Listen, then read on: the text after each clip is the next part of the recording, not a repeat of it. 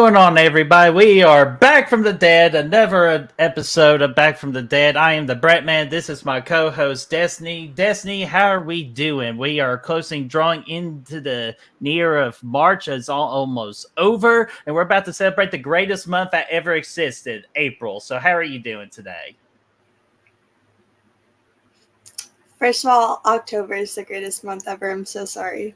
No, don't apologize because I Look, actually personally do agree. October is the best because it's Halloween, but thank April's you. a good second.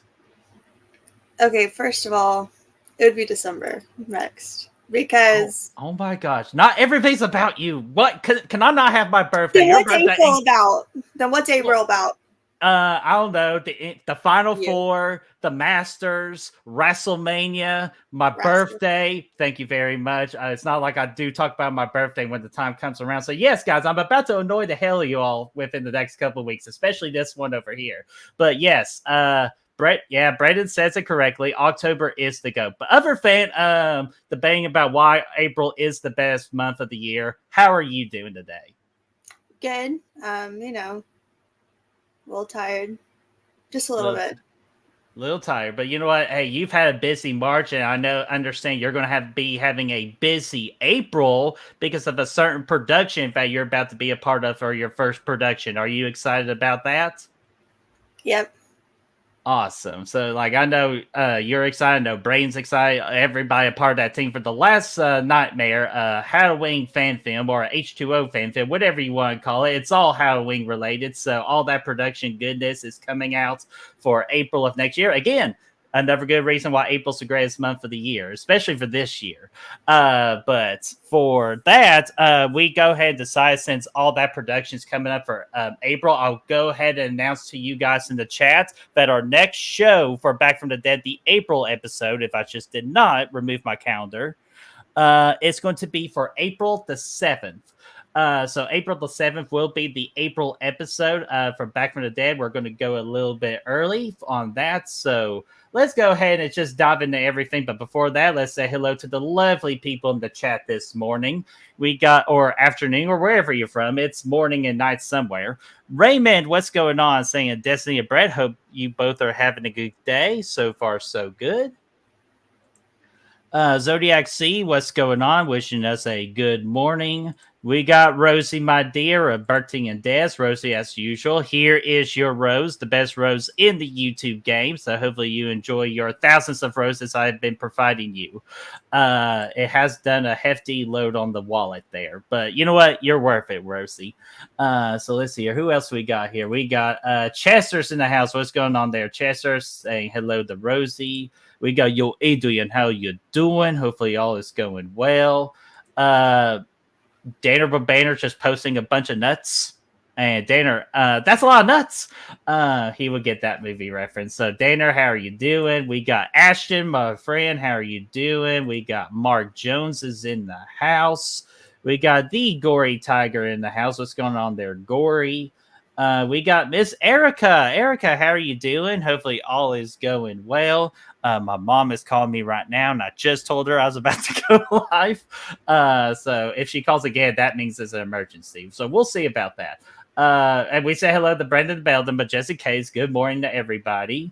We got Janine. How are you doing, Janine? Who else we got in here? Gavin, what's going on, Gavin? How are you doing? Hopefully all is going well. And Danner asked Destiny, does Destiny's movie collection reach the ceiling? No, then that would be dangerous. It only goes that high. Well, we kind of needed to go a little higher in order to get my dream of like just on the live stream, all of it just. What the fuck is your problem? Well, you're the one that just hated on my birthday month, so you know. Oh my hater. god. I know. Chad paid me to say that, but so we'll go. You could return the receipt next month. Brooke, my dear, Brooke, how are you doing? Hopefully all is well. Got my wrench women in the chat. That's awesome. Let's see here. Okay. She said, "Ignore my call." That's funny. Aaron Click, how are you doing? Here, I might fall asleep. I'm still laying in bed. Well, Aaron, we'll be sure you stay awake because we do got an entertaining show for you today with some good movie topics. Horrorhead Heather, how are you doing? Good morning, beautiful people. Good morning, beautiful. So let's see here. Who else we got here? And that is all I am seeing. Anyone else that pops in, we'll be sure to say your hellos. 15 people watching this morning. I understand we got a little bit of competition this morning with the Slaughter Lamb. So thank you for choosing us. So, or mainly choosing her. Appreciate. I know she appreciates it. So yeah, there we go. And Gavin says Jessica go rock climbing on those stacks. I could. I should. I'm sure it'll work out really well. Yeah, just choose all the bad DVDs, pull them out, and those are the ones you can step on.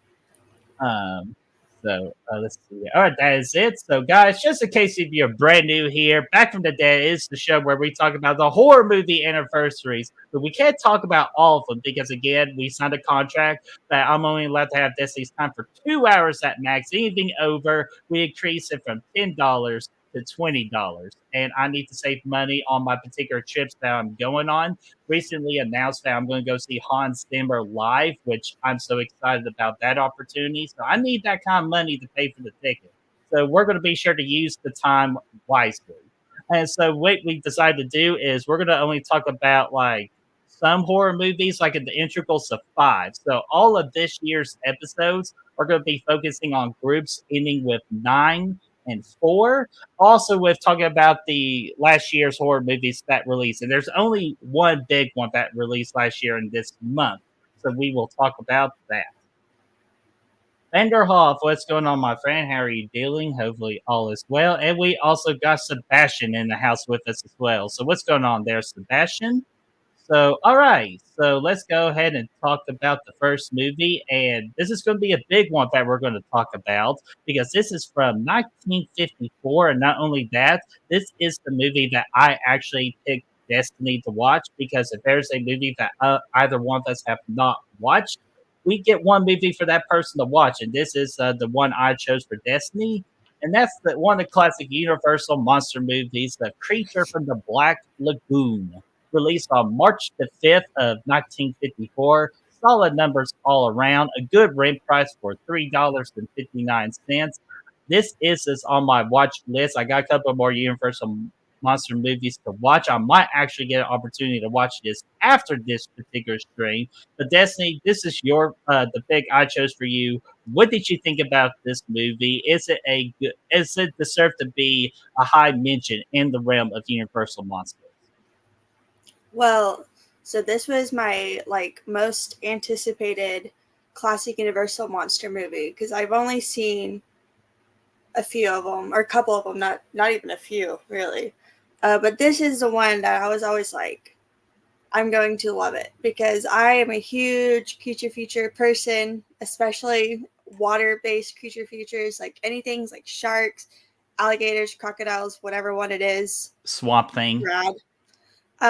Swamp Thing, anything that humanoids from the deep. So anything that is a creature set around or in water, I just love it. And so, I knew going into this, no matter what, I was going to love it because I had seen shots of the underwater stuff. And so I've seen a video. If you watch pretty much they covered the entire 8 classic Universal monster movies. And so I saw a little bit of this and that. And so I knew I was going to love it regardless. And I did. I just watched it yesterday. I gave it 4.5 out of 5 stars. It's such a nice hot movie. All the underwater shots look stunning, and it's just crazy what they're able to do with the underwater with that suit on. That's pretty insane. And for the time, that's so amazing.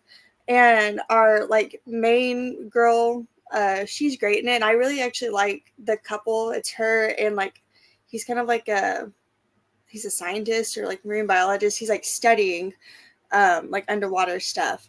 I actually really like them as a couple. All the characters, there's really nothing too exciting about them. But anytime you're underwater, it's just oh my God. and they talk about how like the Black Lagoon is like another world, and it is like it's just so beautiful. So I loved it. I thought it was great, and like I always just was drawn to Creature. Like even watching like the Monster Squad, there is Creature in there, and he's not like a big part of it, but anytime he's on screen, I'm like, oh my god, it's him. So I loved it. I'm glad I finally watched it. It's definitely my favorite out of the classic Universal monster movies I've seen. And I really just don't think any of them are going to beat this just because I'm already drawn to this type of movie as it is. So I loved it. Oh man, that's awesome. A movie that you gave a 4.5 out of 5. When I saw that on Letterboxd, I was like, "Oh shit, I cannot wait to hear what you had to say about it." And that makes me want to watch the movie even more. So I am so glad that you loved it because I definitely need to catch up on my Universal monster movies. And so I'm definitely after this stream am going to take advantage and watch Creature from the Black Lagoon afterwards. And it's short. I mean, most of these 50s movies are, but like damn, some of them still feel long. Like The Brain That Wouldn't Die, that's like from the 60s, and that movie feels like it's like 7 hours long, and it's a short movie. And so sometimes even with that short runtime, they can still feel long. But this one, like it just flew by. I did fall asleep watching it. It's not the movie's fault. I was just really comfortable. I had my fan on. I was cuddled up. I woke up and I was watching Terror Train. It completely into the movie. I was like, oh my god. So it took me a little bit to get, it took me like 3 times to get through it. And I'm like, dude, what is happening? I'm trying to give this movie like the watch it deserves, and I could not stay awake, but not the movie's fault. I can just imagine you waking up, go, wait a minute, this movie doesn't have color. Like, yeah, I was really like, what the fuck am I? And I was like, oh my god, no. And then even though probably that one scene in Terror Train where it is like one of the costumes on that train is the Creature. So if you woke up to that, it's like, oh, I didn't know the Creature was made a train ride in this movie. This is great. And then, oh yeah, there's Jamie Lee Curtis. I didn't know she was in this movie, but that's funny. But I'm glad you loved it, though. So that is another Universal monster movie you can check off your list there. Yes. So what do we got? And Rosie says a remake of Creature would be interesting. Yeah, again, that's what we're going with right now with Lee Winnell's world of the Universal monster movies, but modernize it with the criminally underrated The Invisible Man. I will talk golden about that movie. It's just, unfortunately, it got affected by the global bastard, so that's why it doesn't get its roses like it deserves. So, Rosie, if you don't mind, I might give my neck. You know what? I'm going to do this. If you don't mind, Rosie, The Invisible Man, here is your rose because you deserve a great, phenomenal movie. And Lee Winnell just recently started The Wolf Man. So, yeah, I would love to see Lee Winnell keep doing these Universal monster movies. And I think The Creature would be the next good one. Yeah, I mean, I know there's The Shape of Water. I haven't seen it. I do own it because I found it recently at Goodwill. And I wanted to watch it, but I wanted to watch Creature from the Black Lagoon first. And I know it definitely, it goes places that's not really there. And so like a direct like reimagining I think would be really cool because yeah, but that is pretty close to like, you know, a remake. But I would like an actual like a Lee Winnell reimagining because like you said, The Invisible Man, actually I think it was yesterday because I was looking on Amazon Prime and I think it's on there right now. And I was like, wow, I haven't seen that movie in so long. I want to rewatch it because it is such a great movie. So Wait, which one's that? The Invisible Man. Oh, yeah, you need to. Lee Winnell one, not the original. I still have to watch the original, though. That's my next. Now that Creature is out of the way, The Invisible Man original is like my next, like, anticipated one because that one just looks like so much fun. What about The Mummy? Huh? Have you? I'm trying to remember. I think actually it was one of the choices I made for you. The Mummy. Is that right? Have you seen The Mummy? I haven't, but okay, fan. If we ever get to an anniversary close to it, that's going to be the one I'll pick for you because that's my most anticipated one out of all the Universals. I'm just a big Mummy fan. I'm not talking about the Brendan Fraser ones; those don't count, even though those are terrific. It's just the classic Mummy. I've always been like infatuated with like Egyptian mythology and just how they do everything with mummies and all that. So that's the one I'm looking forward to. So let's see here. Oh yeah, and that was the last thing I was going to bring up with the Creature of the Black Lagoon, because I remember Brother Fluff having a good experience with the person that actually played the creature that was underneath the suit and all that. Brother Fluff got his autograph. So Brother Fluff, what's going on, my friend? Say Creature from the Black Lagoon is what I call my oh god. Oh, Brother Fluff, you just never cease to amaze me, always making me laugh, my friend. So let's see here.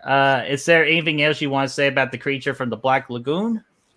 Nope, it's wonderful.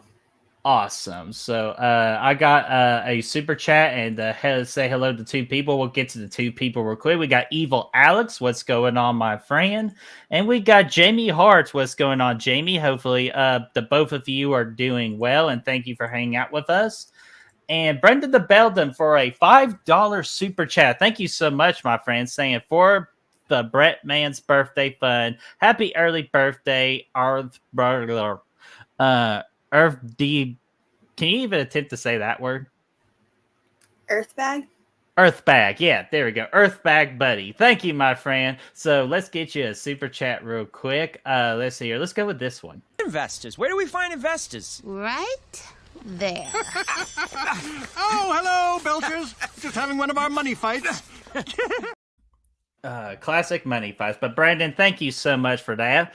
And coming up on Good Will Hunting, I will announce a birthday stream. But this is Back from the Dead, so we're gonna keep talking Back from the Dead. But thank you, Brandon, for the very generous super chat. All right, let's see here. Erica says she loves everything Vincent Prince or Price. Gosh, I can't talk today. Vincent Price. So yeah, I agree with that, especially after last month watching The House on Haunted Hill for the first time. So he is a iconic legend in the horror genre.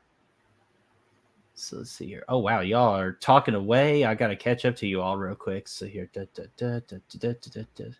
All right, awesome. I'll let y'all keep talking amongst yourselves. So, Destiny, that's the only thing I got below below the 70s. Did you have anything else you want to bring up below the 70s? Nope. Excellent. So we'll go ahead and go to 70. Actually, before 79, did you find one for 74? Nope. Excellent. So let's go ahead and talk about the two big movies from 1979. The first movie we'll talk about, we'll talk about this movie, and then we'll go to the next one. This one's The Tourist Trap, released on March the 16th of 1979.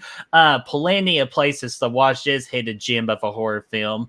And Destiny, I know you and Braden recently did your top 10 for 70s movies, and this movie definitely got brought up. So just as a quick reminder of why people should be tuning in to The Tourist Trap. Okay, well, I know Gavin strongly disagrees because he just watched this and he rated it very poorly. But How poorly? Think very bad. I think, though, this movie was shown on TV and for like almost a made-for-TV movie because it was just shown like on cable because it's like rated PG. I think this movie is really effective. There's like not a whole lot of like blood or like gore or anything like that, but the death scenes that are still shown, I think, are pretty effective. This is very much like House of Wax before it was House of Wax, the 2005 movie, because it has to do with like mannequins and like figures and people and stuff like that. And I think the killer is actually like, I first heard about this movie from Dead Meat. And when the killer is revealed, he's like, to no one's surprise. But I was genuinely still like, oh my God, it got me. And it's sad to admit because it's like, duh. But like Raymond's saying, it's weird. It's a very weird, not like any other like slasher you've seen. And it's 79. So it's before like a huge wave of slashers. So it's so different than what you would see throughout those, and it's strange, and there's a lot of it that doesn't make sense, but I think it's a fun time because it's just so different. And the score is great. I know Gavin and I are talking about that. It is not worse than Puppet Master. I would say, now hold on, I haven't seen Puppet Master, but like I could go ahead and tell you right now, it's going to be Tourist Trap. Yeah, I like Puppet Master. I thought was fine, but I think Tourist Trap it offers much more. And it has Donna's mom from That 70s Show. Midge is in it. Tanya Roberts. So I was very excited to see her in a horror movie. Does it have Barbara or no, not I'm thinking Black Christmas, her character named Barbara, but that actress, was she in this or am I thinking of somebody else? She had like black hair. Here, I'm gonna look it up real quick. So let's see It does here. have a great score, Gavin. Yes. Yeah. I forget his name, or I know his name in my head, but I can't really say it. But it's the same composer that did Carrie. We did talk about that. Gavin, stop that. Oh my gosh. Oh my gosh. Anyway, trying But to think here. yeah, it's just a weird movie. I'm not sure if you can see it, but it's this chick right here. I'm trying to remember. That's Midge from That 70s Show. Oh, okay, but never mind. There we go. So, so I recognized her when I watched it.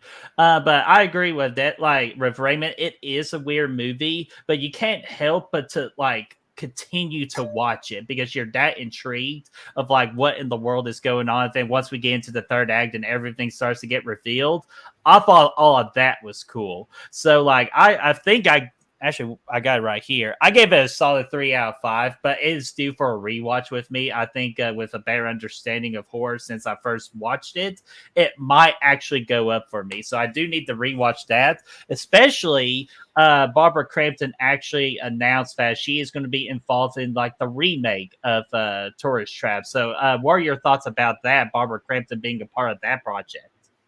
Yeah, I don't know if it's like, I know everyone was saying it was a remake, but then when she was talking about it, I don't think it's like going to be like a direct like remake. It might be one of those like spiritual like sequels to where it's like a reboot retelling where it's like maybe like one of those weird type of movies, but that's pretty exciting. Oh, thank you, Ben. Yeah, it's a sequel, not a remake.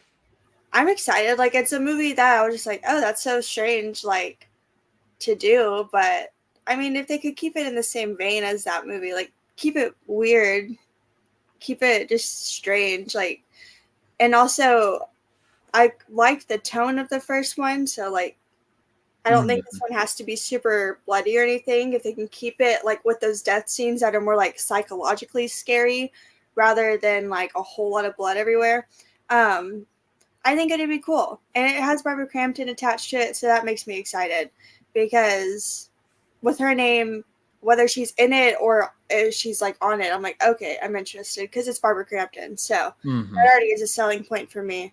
And I'm a fan of the movie, so I'm curious to see what they can do with it. Yeah, and I'm with you. If they could keep the psychological like scares of this movie, and just like you said, the world building of this particular movie, it's going to be successful. But I think if they're going to try to like make it like a comedy kind of thing, because sometimes that's what they like to do is like put some little comedy in it. I don't think it's going to work. But I have faith in Barbara Crampton. I think she does a great job keeping things as they are supposed to be. So I'm down for it. So that's why I need to rewatch this movie so I can enjoy the remake, or excuse me, Ben, the sequel. Yeah. And Pinot Donaggio. Pinot Donaggio. Desi said a lot better than I did, so I'll let you say it one more time just for people. Pinot Donaggio. There we go. So let's see here. Barbara Crampton is pretty much in everything these days. You know what? That's smart, because if you're in a lot of movies, more pay and royalties. So make more money. So go Barbara on that one. So, all right. So the next movie that I got here from 1979 is a very popular, like a hidden franchise to some people. And it all started with this one.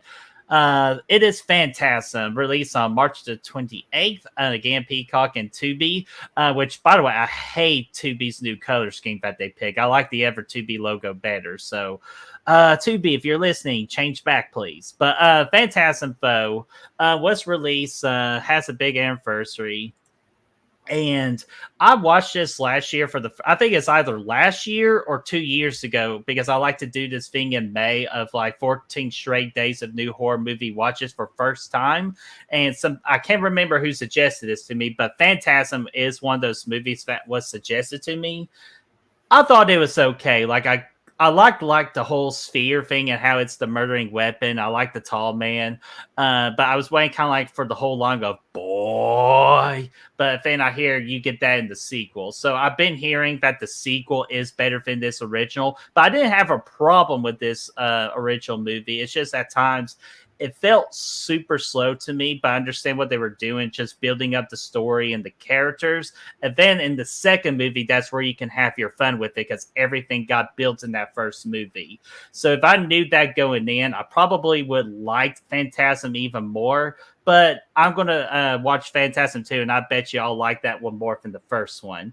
So, Destiny, have you gotten a chance to see Phantasm yet? No, not yet. Not yet, but any interest to visit Phantasm or just get there when you get there? Well, so one year for, I think it was like a Christmas special, they showed all 4 movies on the last drive-in. Like they did all 4 movies back to back. And so I think if I were to watch them, I would wait until they're like added back to Shudder so I can watch those with it. Obviously that would take like a while. That's definitely not a day for me because I'll get bored watching so many of like the similar type of movies. But if they get back like added back on, I would like to watch them like that, or at least like maybe check out the first 2 on my own and watch the other 2 with them, because I do own the first one. Chad sent it to me like years ago and I just still haven't gone around to it, but I will. Oh, well, sorry, Chad. But nah, I'm just messing. But yeah, I'd definitely say at least give it a watch just because it's, it's popular within the horror community. Just the first 2. So I need to watch the second one myself. That's all I've been hearing. Then everything else is just pick or take of which one you want to watch. So let's see here. Just checking the chat real quick. Oh, we got SPC Unleashed. This is Austin. Austin, how are you doing, my friend? Hopefully all is going well with you. And just a bunch of Phantasm talk in the chat. So Desi, is there anything else you want to say about Phantasm or Tourist Trap? Nope. Okay, so let's see here. Let me go ahead and mark those off the list. And let's go ahead and go to 1984. So big anniversary this year for this movie. And that is Children of the Corn. Was released on March the 9th of 1984. So we're celebrating a 40-year anniversary of this movie. Plenty of places to check this movie out. And yeah, back again. And I'm going to pull up Heather's comment here saying, my Tubi icon is right next to Free First because they're exactly the same color. And I was confused because they have the same colors. Yeah, so I do not blame your confusion right there, Heather. So they need to change back to the ever color for Tubi. But anyways, this is funny how this movie gets mentioned because of the fact me and Brad watched The Terminator last night that had Linda Hamilton in it, and she's in Children of the Corn as well, which easily I prefer this The Terminator over Children of the Corn with Linda Hamilton as a performance. I feel like Children of the Corn, very interesting concept, like with the children being evil.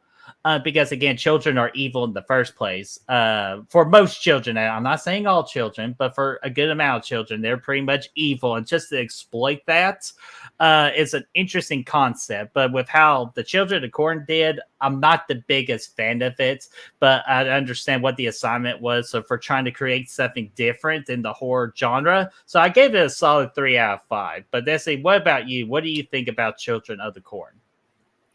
I haven't seen it in like so long, so I really couldn't tell you. I do remember watching it like as a kid, but besides like some of the more like iconic lines and like remembering what the characters look like I didn't even know that was Linda Hamilton watching it, which to be fair, I just watched Terminator like for the first time recently, so I was just not very, so I like as a kid I couldn't tell you that, but I do remember some of the way the characters looked, mainly the kids.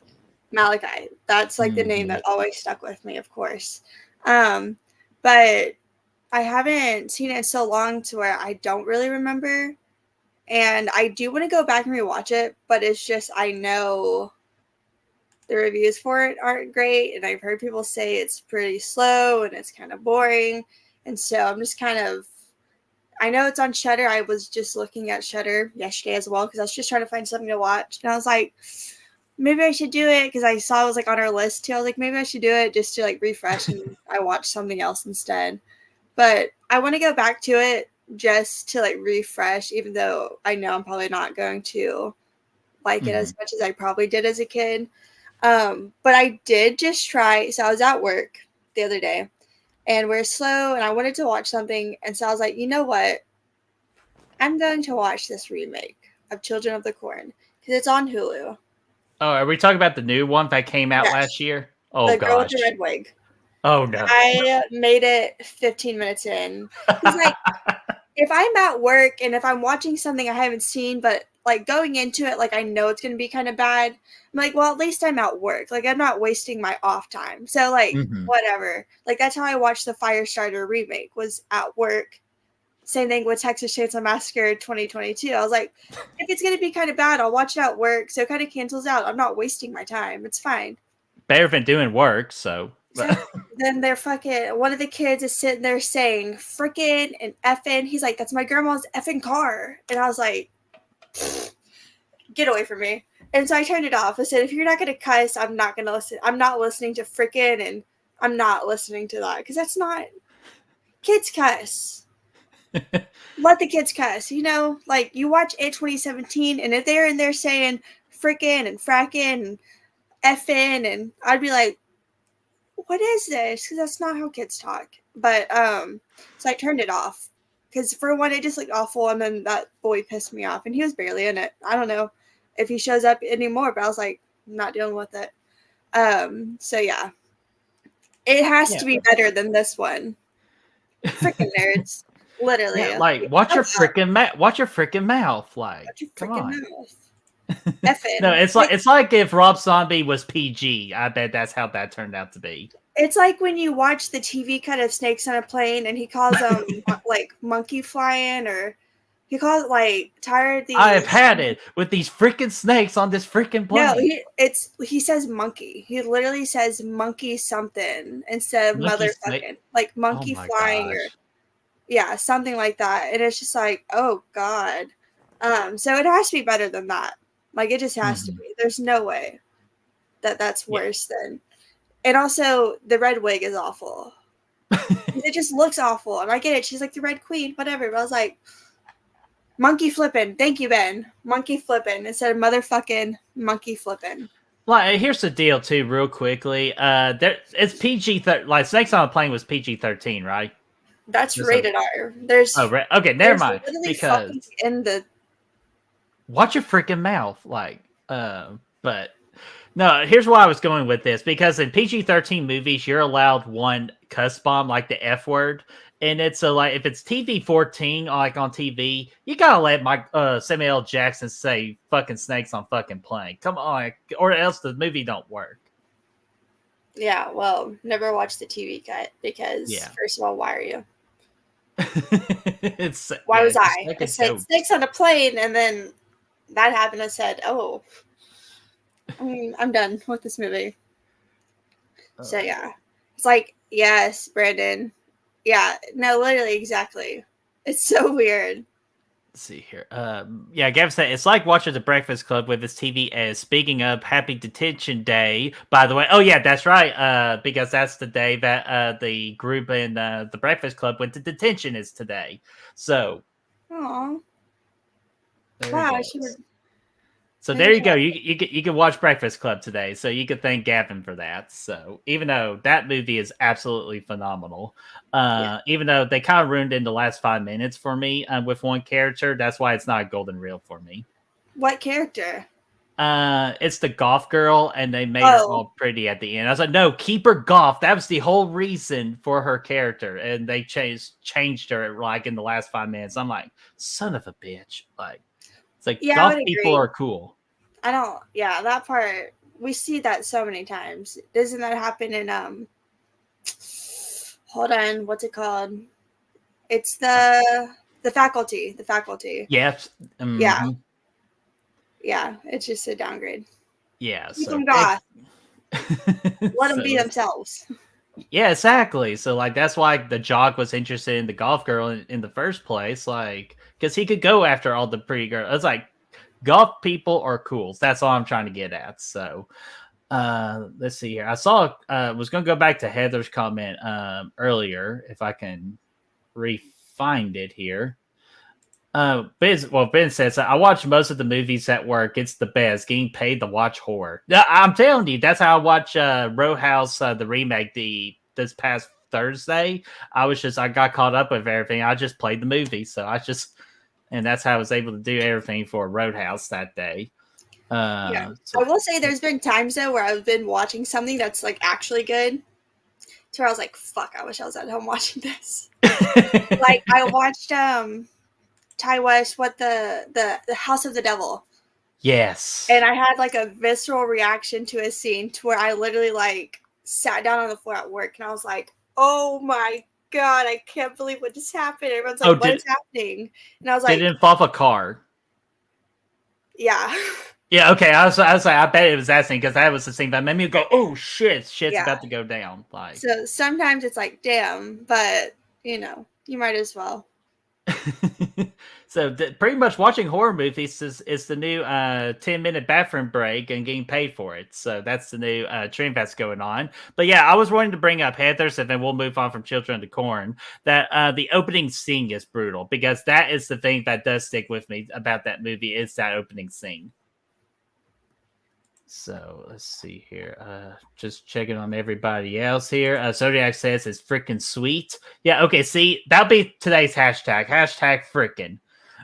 So I don't want to see any fucking going wrong. I want to see frickin'. So frick, I just messed that up. So sorry about that. But anyways, Destiny, anything else about Children of the Corn? Because I know if we keep talking about this movie, we'll get back into the corn conversation we had one time. So nothing. That's all I got. Excellent. And real quickly, Erica says, because I know you like this movie too, she loves the movie Heathers. I do very much enjoy that movie. It's so much fun. Mm-hmm. I still need to see it, but I always hear it from people that it is a very good movie. Very good. And Gavin wants to talk about Korn, Korn. Okay.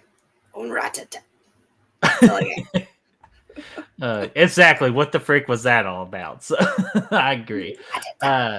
So let's see here. All right, that is Children of the Corn. Anything else from 84 or even 89? Do you have anything for 89? I have 3 from 89. Oh, go for it. Okay. 2 of these I have not seen, but I thought I would bring them up. And did we talk about 976 Evil last stream? I think we did because remember, I think we said I found it for March, but other websites said February. So again, no fault for that because we need that one definite website that tells us the truth about everything. Yeah, so that's one of them. I remember I was talking about it because it's Robert Englund's first, or movie. It's like his, Haven't seen it, but it also has Evil Ed from Fright Night, so fun. Yeah.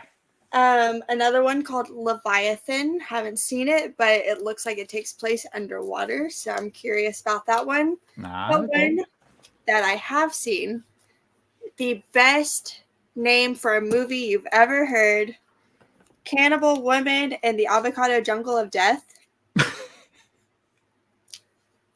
This movie is incredible because it takes place in the avocado jungle where there is cannibal women. People do die, and it has one of my favorite characters to ever pop up in a movie called Buddy. She wears a lot of pink, and it's very silly.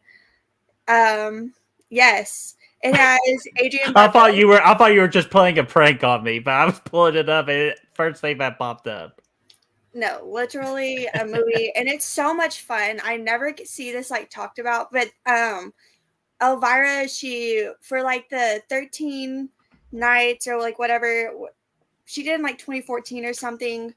This is one of the movies she showed, so you can watch it. I think on Amazon, if you like search up like Elvira, it might pop up to where you can have her like kind of show up throughout the movie too, kind of like Joe Bob style ish.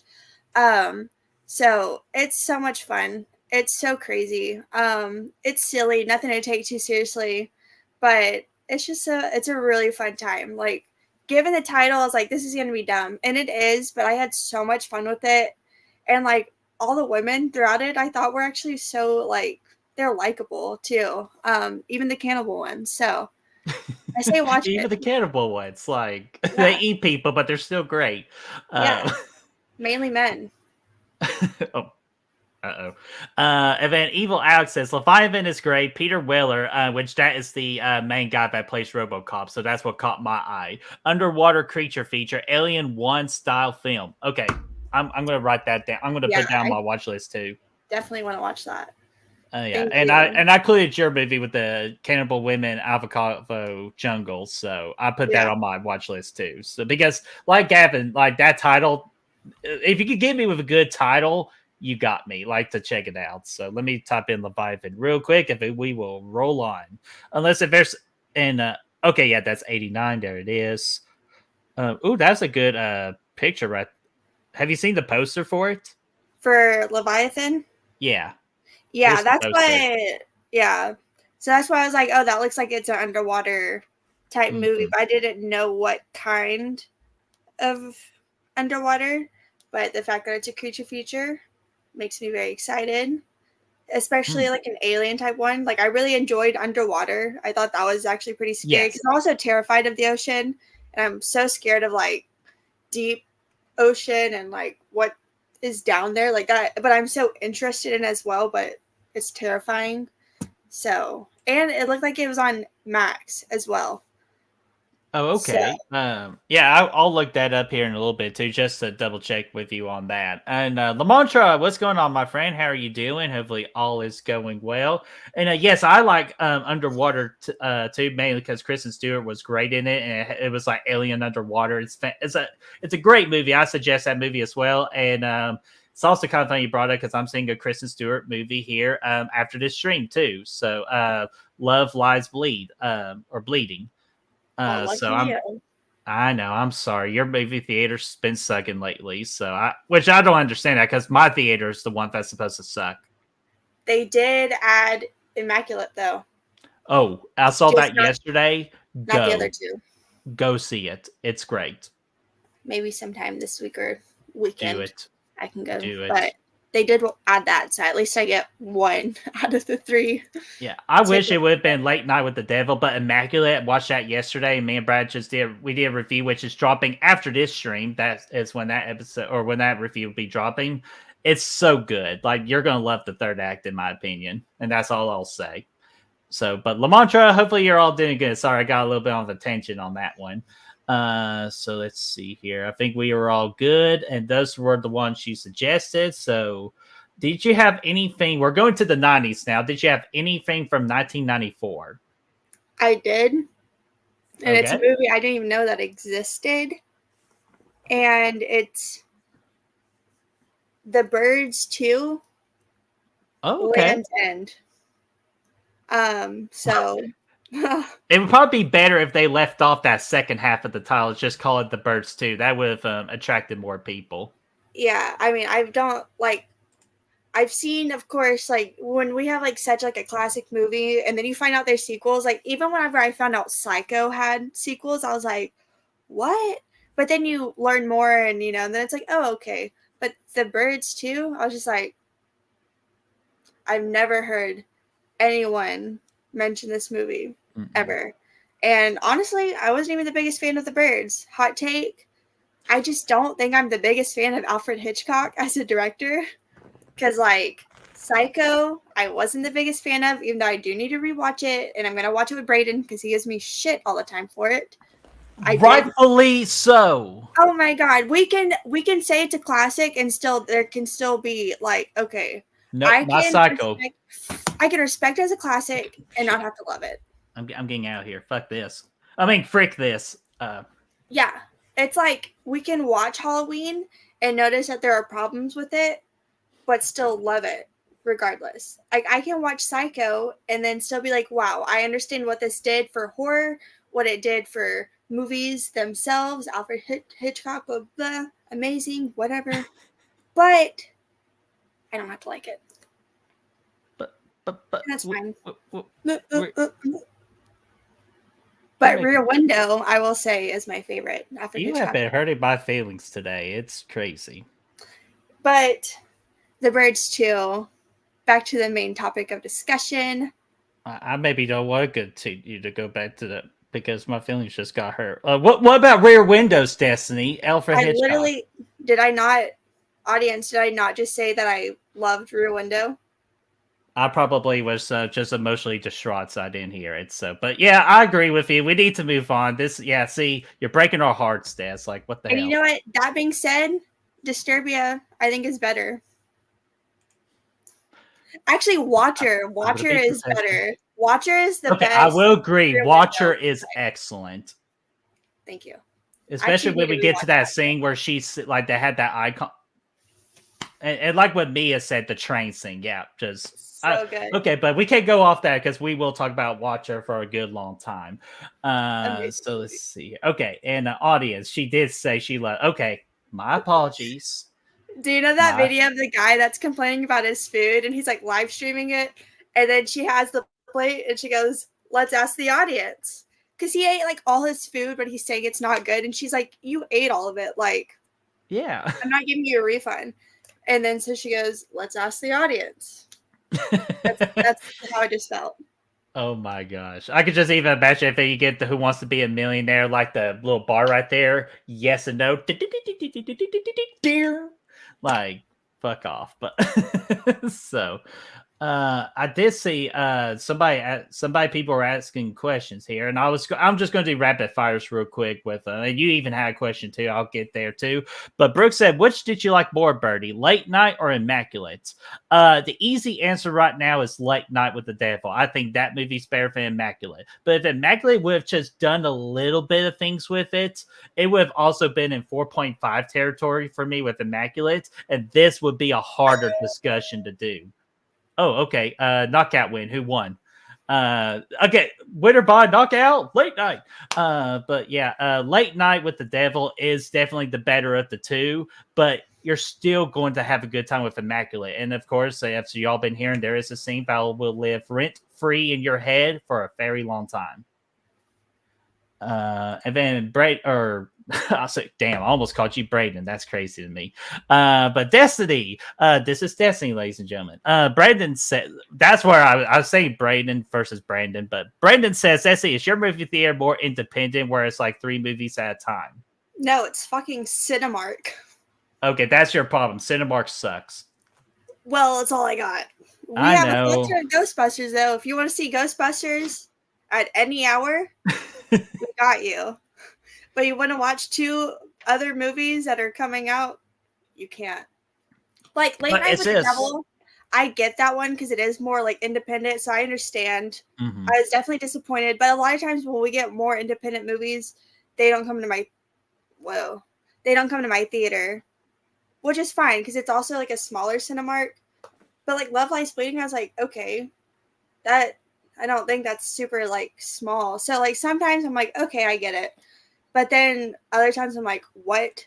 Like even when the New Wrong Turn came out, I couldn't see that at my theaters. We didn't have it. I had to drive somewhere else to go see it at a different Cinemark. So I was like, it's the same theater. But yeah, is it a Cinemark like 12 or like does it have a number at the end of your Cinemark or is it just Cinemark? It might be 12.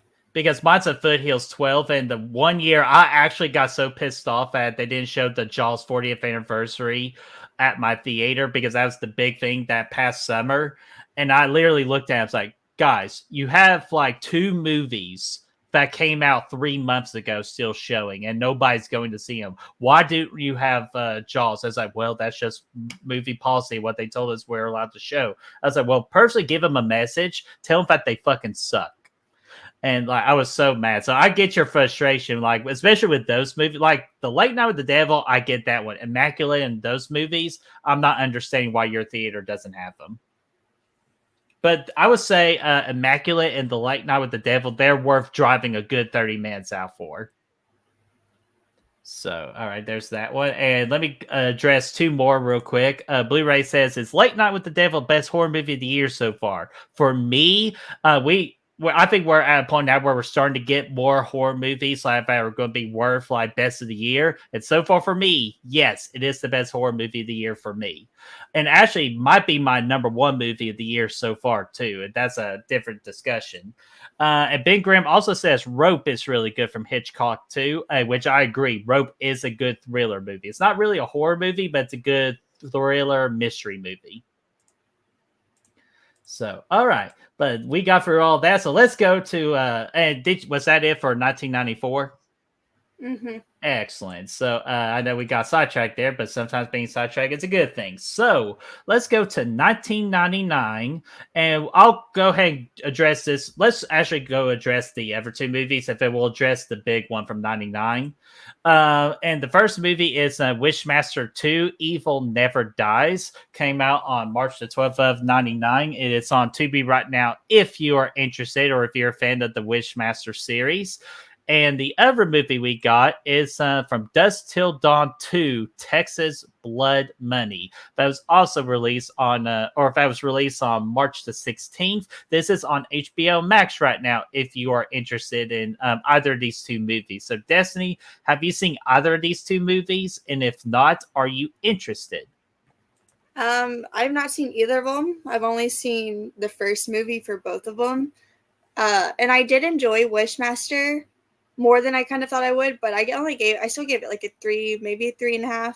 Mm-hmm. And so even though I enjoyed it, like I don't know how strong I feel about going to like the second one and definitely not really the third one.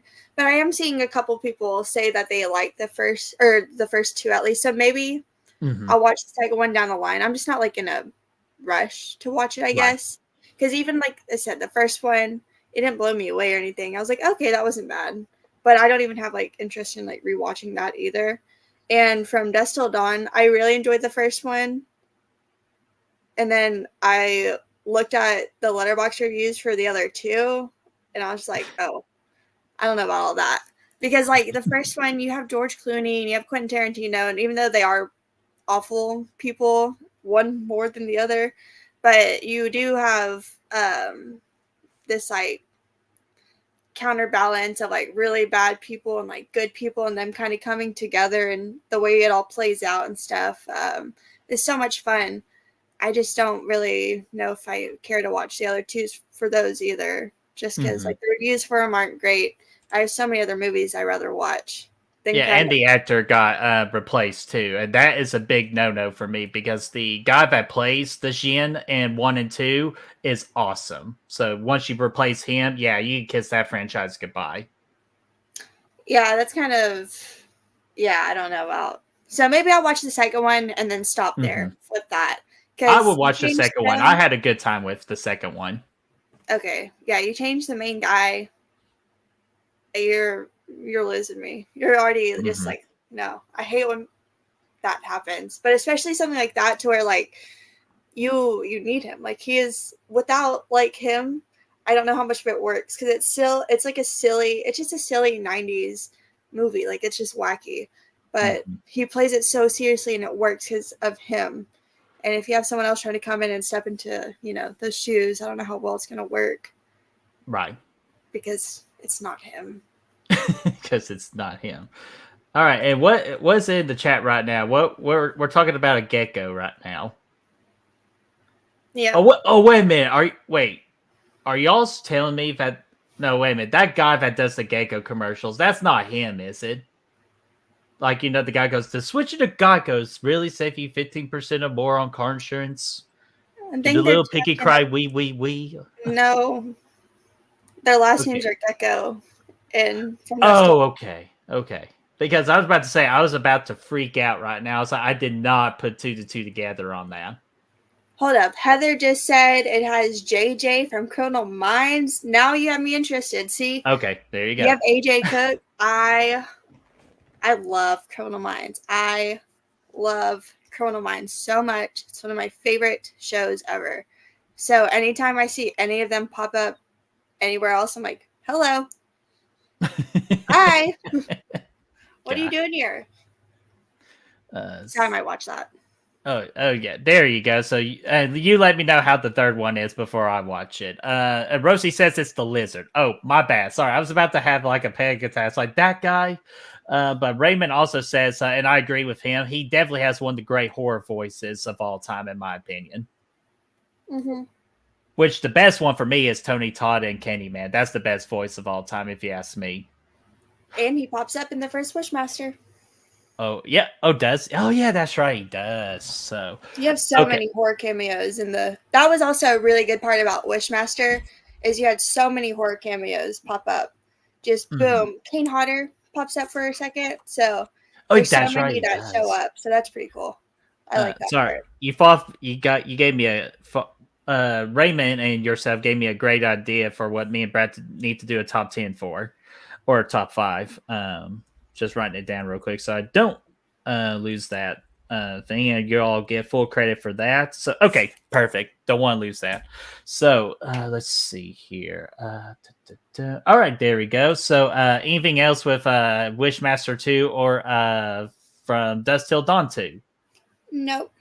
All right, so let's get those out of the way. And the other one I have from 99, this is the movie that Destiny had decided for me to watch. And there's almost wasn't a movie because Destiny was nice enough for me to not try to watch a bad movie. But I told her no, she's owed one because I made her watch Primeval 2 years ago. And that was a fucking awful movie. So I was returned a favor. But how the tables have turned, and I'm getting ready to tell you why. Well, no, here's why. You're about to know why here. Because this is the Rage Carry 2 was released on March the 12th of 99. And this is on HBO Max right now. Unfortunately, the scores don't really show this movie's actual like potential it had. Because I actually liked the movie. And I know you weren't picking it just as like, oh, this is a bad movie. Like you told me that this was actually a decent movie that people said. Let's clear, first of all. I know. Hey, out of all the movies that you have to watch, some of them aren't great. I will give you the best one. I said the scores are terrible, but I looked at Letterboxd. I was seeing 4 stars from people. And I've seen a kill count for it. And so I was like, I know of the movie. Out of your choices, this is going to be the best one. Yes, and I was going to correct myself. So I was going somewhere with it because I don't want you to smack me again. But yes. Well, sorry, you always threaten me with slapping and all that, and I'm scared. But anyways, the Rage 2. Yeah, speaking of the Rage 2, there's your next carrier over there. But the Rage 2, I actually really had a good time with it. And Raymond said it best, it's underrated. I absolutely agree it is underrated. Like, I still give it a 3 out of 5, because if they would have done some things differently, like kind of like some of the editing choices, like sometimes going to black and white and all that, I thought all that was weird. I'm pretty sure that school at one point had a electrical problem because the hallways were so dark for no reason at all. And other parts of the building, they were like bright light and all that. Like the cafeteria, it was bright as day, but once you go to the hallway, like fuck that hallway, like it's so dark. But other than that, kind of like best example, really, like Immaculate, we talked about earlier. It's kind of the same thing with this one. You're pretty much watching it for the third act, where it goes absolutely bonkers. And Desi, what is the great quote I laughed at when you were doing your 70s ranking that you talked about Carrie? About like, oh, she's killing people and it's great. Yeah. and this one is no different. She starts killing people and it's phenomenal because she absolutely deserves to kill those people because students are assholes, especially in high school. So actually, let's Heather said here, the Rage Carry 2 is my favorite in the franchise. Ooh, big words right there. Those are very big words because I love the original Carrie, but definitely the Rage Carrie 2, actually, I will talk positive about and suggest to people. But Desi, what about you? What did you think about the Rage Carrie 2? Well, I haven't seen it. Oh, you haven't? Seen the kill count. And okay, actually, so like that first stream on Creeping Get Real when Brayden was on, and after he just gave me shit constantly for only watching kill counts and not watching the fucking movies. I can't remember who it was in the comments, but God bless you. Because whoever it was said, oh, the Rage Carry 2, because I have it on VHS somewhere. Oh, it's right up here. Can't see it. Oh, I think I even got that for you because I just thought it was such a unique VHS. I'm like, let's just go get it. So, Well, it was sitting behind me, and so someone from the comments was like, "Oh, The Rage Carrier 2, like such an underrated movie," and I was like, "Oh, I haven't seen it, but I have seen the kill count." And then I gave Brayden shit. I was like, "Look, I even own it, and I still haven't seen it. How does that make you feel?" And so, because he was being rude to me, and so I was able to be rude back. And so, anytime like I think about The Rage Carrier 2, that's what I think about is like that first stream and how I was like, oh, "What do you think about that?" how true love blossoms. Yeah. And Gavin says she owes me a rewatch of Carrie so she can watch them back to back. I do. We were just talking about that. I do own a rewatch of Carrie, and I do want to check out the second one.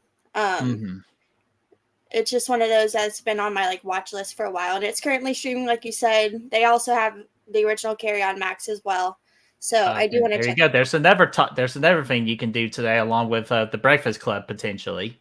Oh my god, the watch list is adding up. Perfect. It's perfect. But let's see. What did they do to her in Carrie 2 is worse than Carrie and mine? Ooh, see,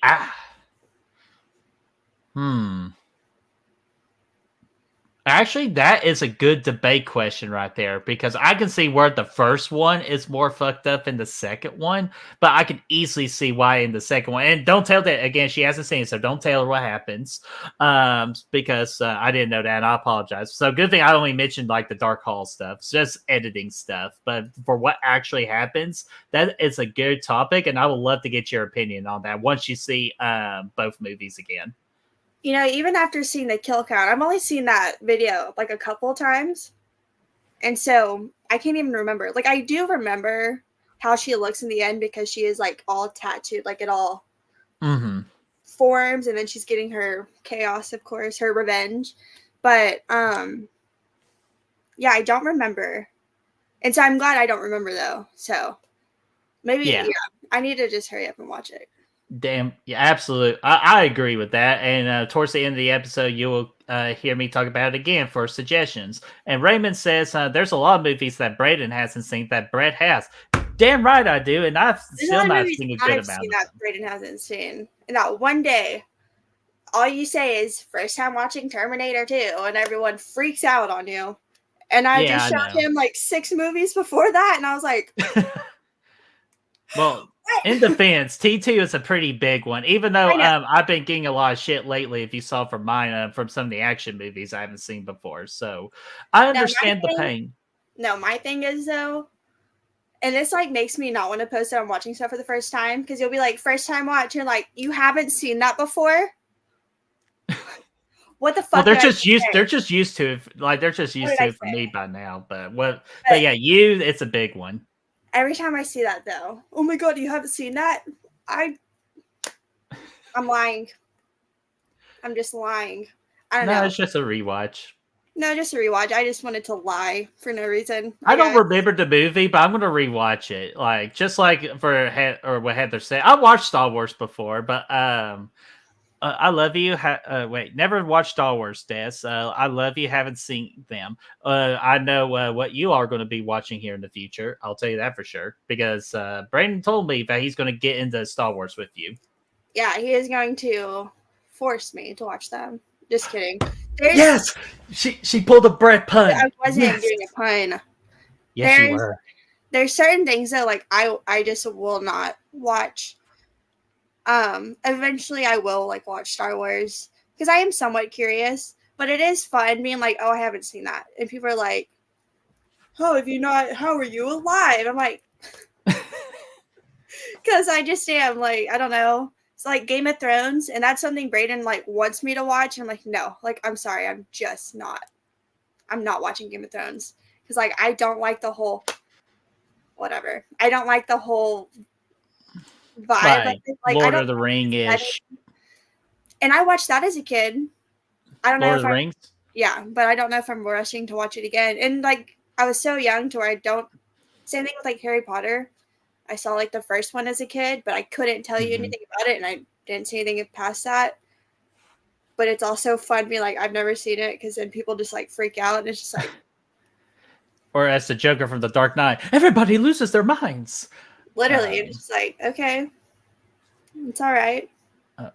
See here. Brandon the Beldon, $2 super chat saying, let's make a first time watch community. Hey, that could be a fun community. Even though if you want to get shamed, like, Right? yeah, we'll just do the Modern Family with the shame. I've been rewatching Modern Family because when we were at Braden's sister's house, I just like put it on while they were at the gym. I said, I'm gonna watch Modern Family by myself. Thank you. And so I just been like re-binging it again.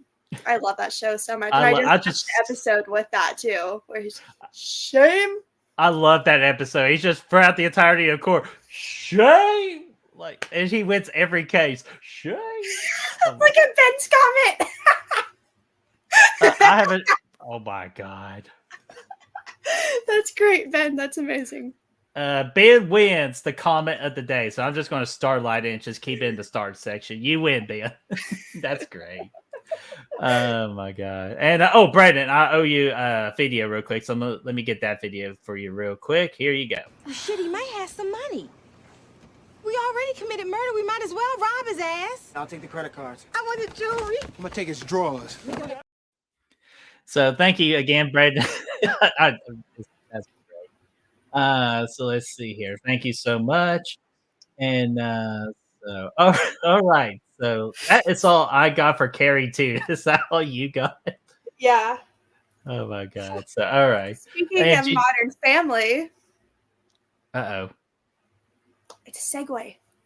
Oh, segue. So let's see here. What's Oh my god! I see you. See, you're learning from me. That makes my day. Let's say, hey, see, it agrees with me. Actually, you know what? Let me show you a new power I got. Aww. Spread the love.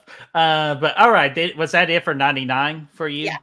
Okay, great. So I definitely know this is your most anticipated year to talk about for two movies. So let's go ahead and talk about the first one and your segue there for Dawn of the Dead remake. Came out on the March the 19th of 2004 as considered by a lot of people the greatest horror remake of all time. So Destiny, I'll let you go first since this is your segue. Why is it a segue? But more importantly, what did you think about this movie?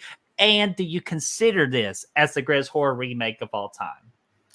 Okay, well, I've only seen it once years ago. I'm very much due for a rewatch, but I do remember a lot of the scenes throughout it, and it worked out perfectly because Podmortem just covered this movie on their show, so I was re-listening to it, and I was like, oh, I do remember this.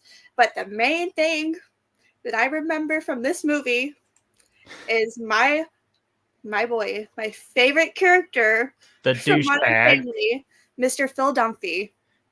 Mr. Ty Burrell is in this movie, and he is an asshole. He is such a douchebag, dickhead throughout the whole movie, and he's in a sex scene, which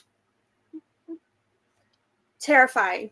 Because he cheated on Claire, pretty much. Literally, like, because I watched this years late. Like, I didn't watch this till like 2017, and so I've already been watching Modern Family forever at this point, and I had no idea he was even in this movie. So I'm putting it on, I'm watching, and I was like, oh my god, it's Phil, that's so amazing. And then as his character is talking, I'm like, oh. And then he's in a sex scene, and I was like, I was just like, I can't even look at him right now, because I was just so, because like, to me, I know he's been in other things, quite a few other things, but to me, he will always Incredible Hulk, Phil Dunphy, yeah. But he is so, like, he is just that character to me. And so watching it was very jarring. But I think it's a really good movie. From what I remember, I definitely want to give it a rewatch. My favorite remake is The Hills Have Eyes. I think that movie is incredible and like surpasses the original by like miles. And I do remember Down with the Sickness. I remember like that ending clip from the movie, like the very end scene. So yeah, I'm due for a rewatch. I definitely want to give it just another watch because it's been so long, and I've seen so many more like zombie movies since like the first time that I've watched this. So I'm curious to see how it compares to like the other ones that I've seen. But yeah, Ty Burrell in this movie, that is just like the thing I will not forget. Even after You have some nasty shit going on with the baby. Ooh, that's the one that sticks out to me. Going on, but like all my brain can focus on is Phil Dunphy in the movie. He just takes over. Oh my gosh, and it's just like, yeah, it's Phil Dunphy, but if he were to be an asshole in like Rob Zombie's movie, that's pretty much the best way to describe his character, but it's still great. And Happy Sanjo, what's going on, man? Much love to the chat. Absolutely. The chat has been awesome, so we appreciate you all so much. But yes, I remember Phil Dunphy, and it kind of, you brought up the baby scene. That's the one that still freaks me out to this day, just because I've always been curious about that in a zombie apocalypse. It brutally answered that question for me, so I never want to remember that scene ever again. But this is definitely one of the best ones out there. But I think I'm on Destiny's side on this one. I think the Hills Have Eyes remake is the best remake of all time for a horror movie, because your job as a remake is to take the blueprint of the original and make it your own. Not only did it do that, like Destiny Best ever again said, it miles surpassed everything that the original did. So I think it did everything. It's like the prime example of how a remake is supposed to be a remake. So it should be studied throughout the rest of time. And I think movies today should actually take notes on the Hills Have Eyes remake on how a remake is supposed to be done.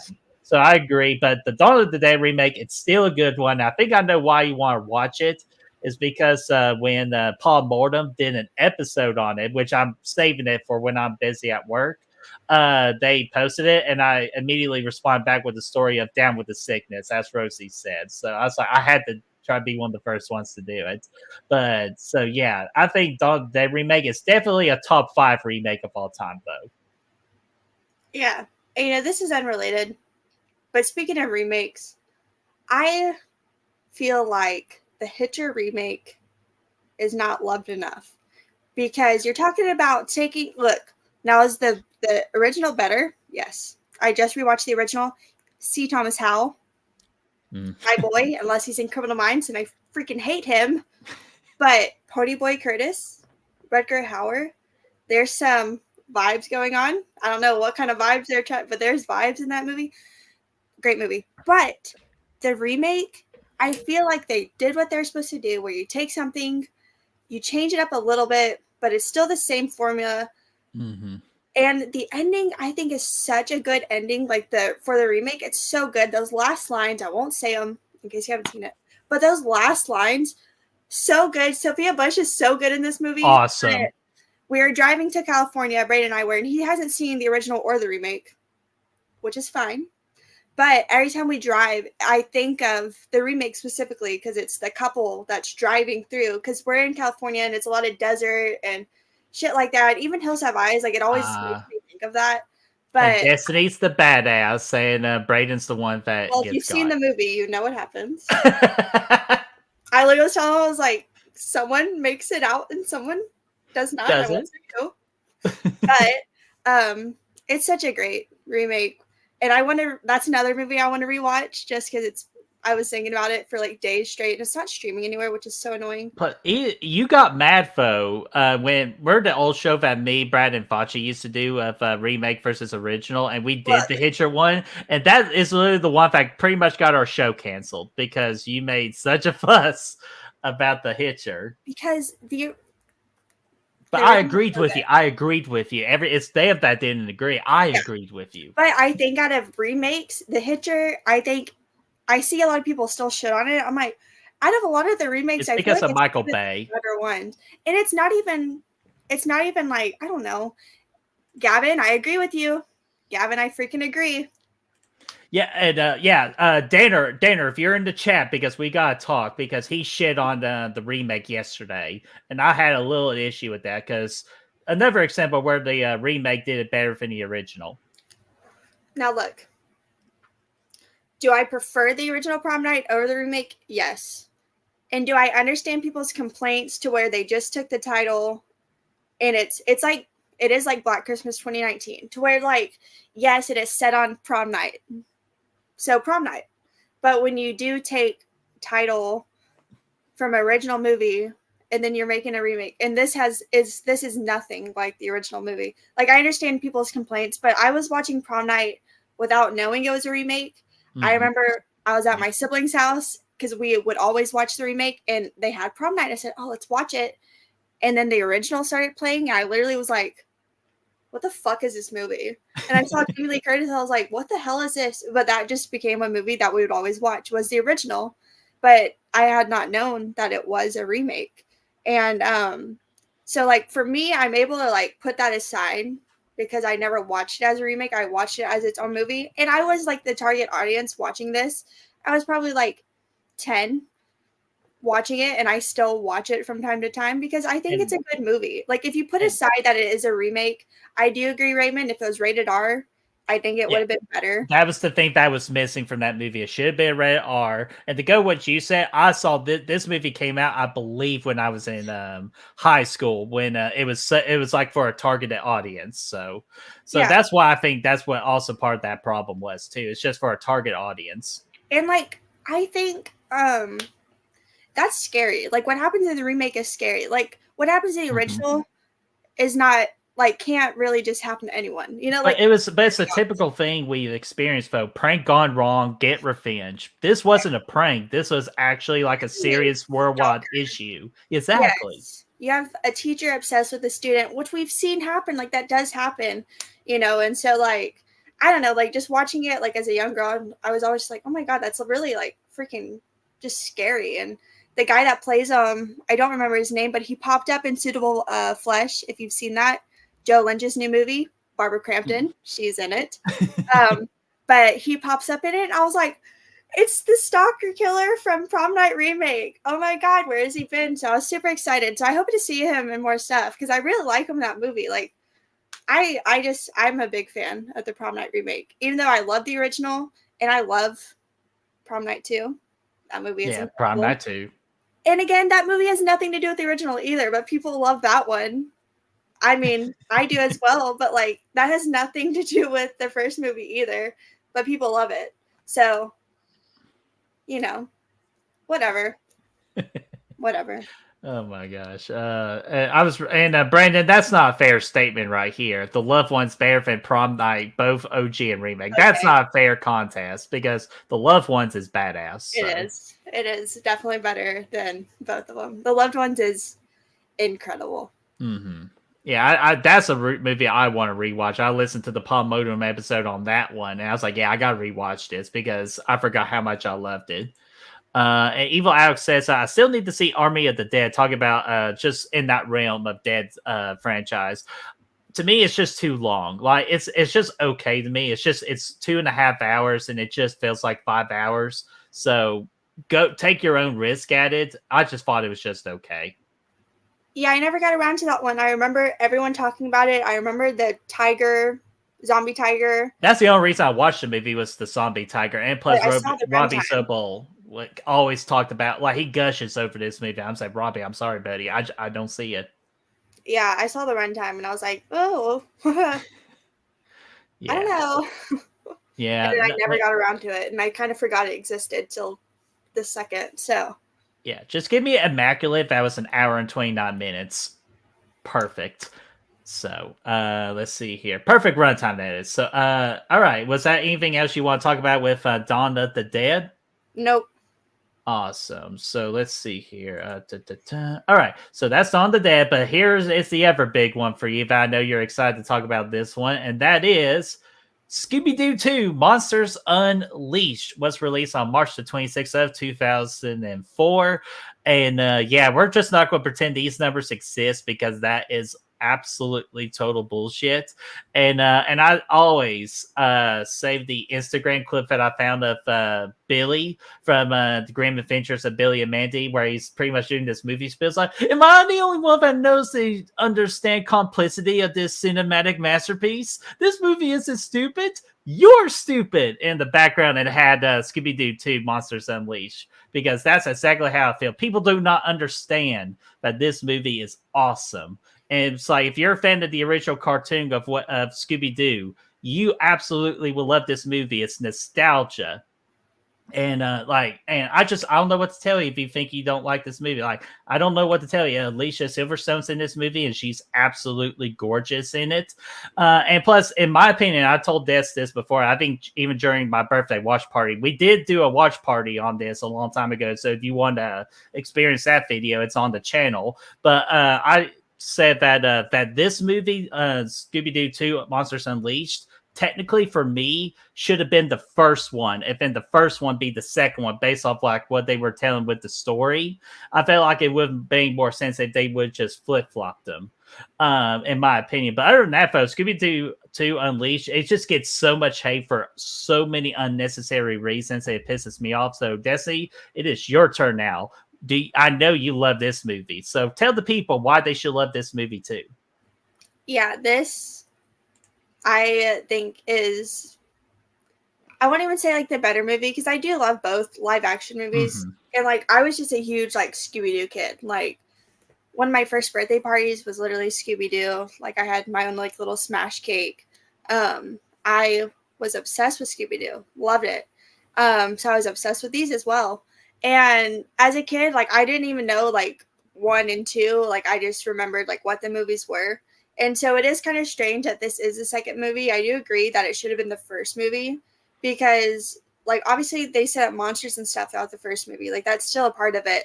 But when you have like all these classic ones from like the shows popping up into this, I think it would have worked out better as the first movie, because you've already kind of set a tone for the first one that this one switches up on. But as a kid, this is the one that I would watch first. Like, if I was picking them, I was watching this one first. It was my favorite because it has those classic monsters included, and I love the original show.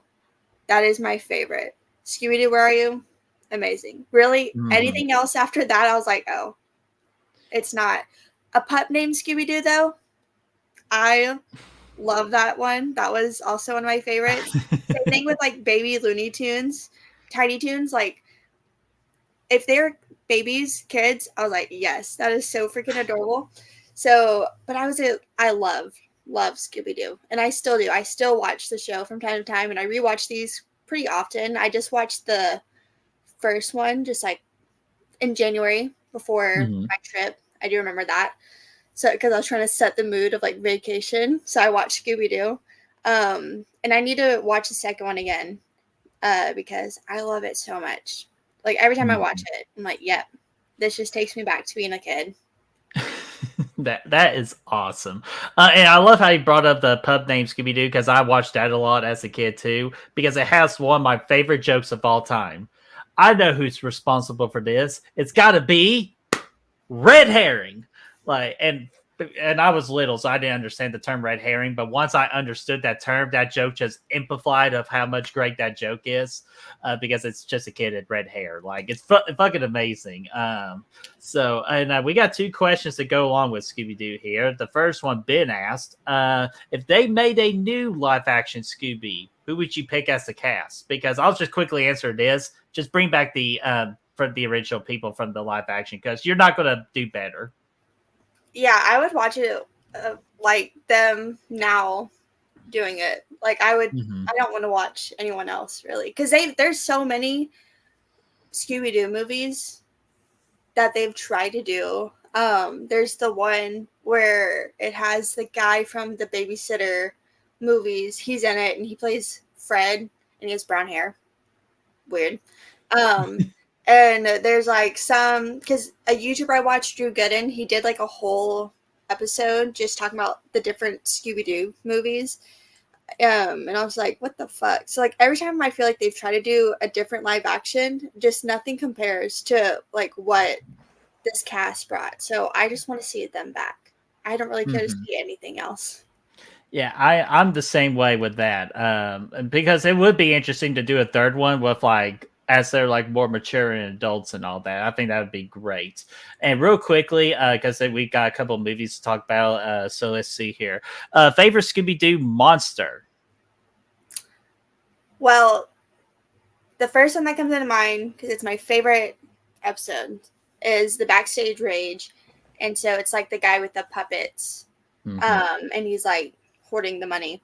But also I love the episode A Clue for Scooby-Doo, Captain Cutler, the submarine sub guy with the green glowy seaweed stuff. Those are my favorite episodes. So like those are my favorite. Oh, one more. Jeepers, It's the Creeper. Yeah. Those are like my top 3 Classic. episodes. So those 3 are my favorite. But Backstage Rage, like that episode genuinely would scare me as a kid. I thought he was so creepy. So yeah, those are my favorites. See, Brandon already got my 2. It's the Ghost Clown and the Mummy, because 2 of those are my favorite episodes of all time. It's like, wait a minute, what did you do to Ghost Clown? It's simple. He hypnotized himself. Like, it's just so great. So yeah, definitely the Mummy episode is my favorite, and it's my favorite. Actually, it's my favorite monster too. So Brandon beat me to the punch there. And Rosie, you know the rule. It's always 3 Scooby snacks, never 2. So, anything else you want to say about this spectacular movie of Scooby-Doo? Nope, it's just amazing. Awesome. And did you have anything else from 2004? Nope. Excellent. So let's go ahead and go to 2009.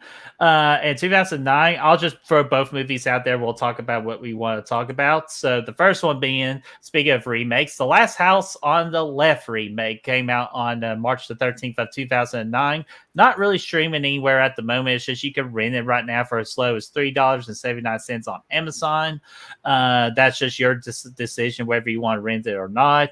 And then the other one I have is The Haunting in Connecticut, was released on March 27th of 2009, available on Netflix right now. If you're curious about this movie, this does have a horror community favorite of a Cal Gallner in it. So that's probably the only main reason you need to watch this movie.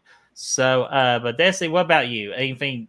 What about both movies in your opinion?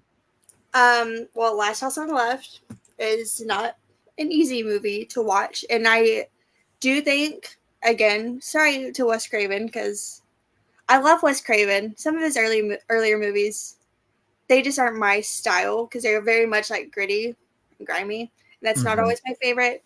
The Last House on the Left, I would say, is the same, but even like watching that movie, there's too much humor throughout it that I feel like should not have been included. Like there's this whole scene with like a chicken thing on a truck and it's falling over and the music's silly, and it really just like takes me out of the movie because like what we're talking about and what they're showing is like so serious, and then it's intercut, and maybe it's just to like take off some of that like, oh my god, that's so awful, but for me that just doesn't work because like if I'm in this, then I need to be in it. Right. Don't try to make me laugh because your counterpart is so awful that like this isn't gonna make me laugh. Like this is just too fucked up. But that being said, I think that the remake is a tougher watch than the original. The original, like, I was like, okay, it's bad. It was not as bad as I was expecting it to be, because I would say I Spit on Your Grave is far worse than Last House on the Left in terms of those scenes. This one, though, definitely is worse than the original. But I think the payoff with this movie is so good, because even the payoff in the original, I felt like wasn't earned. Or not so much earned, like it should have been more, like especially because there are differences with characters who live and die from the original and the remake, and so what happened, like I would expect more gruesomeness from what happens, like these killers should have gotten, and you get that with the remake because these parents fuck them up. And like that's all you want to see because they're awful, they're so bad. And this is another, talking about seeing a character that's like, oh my god.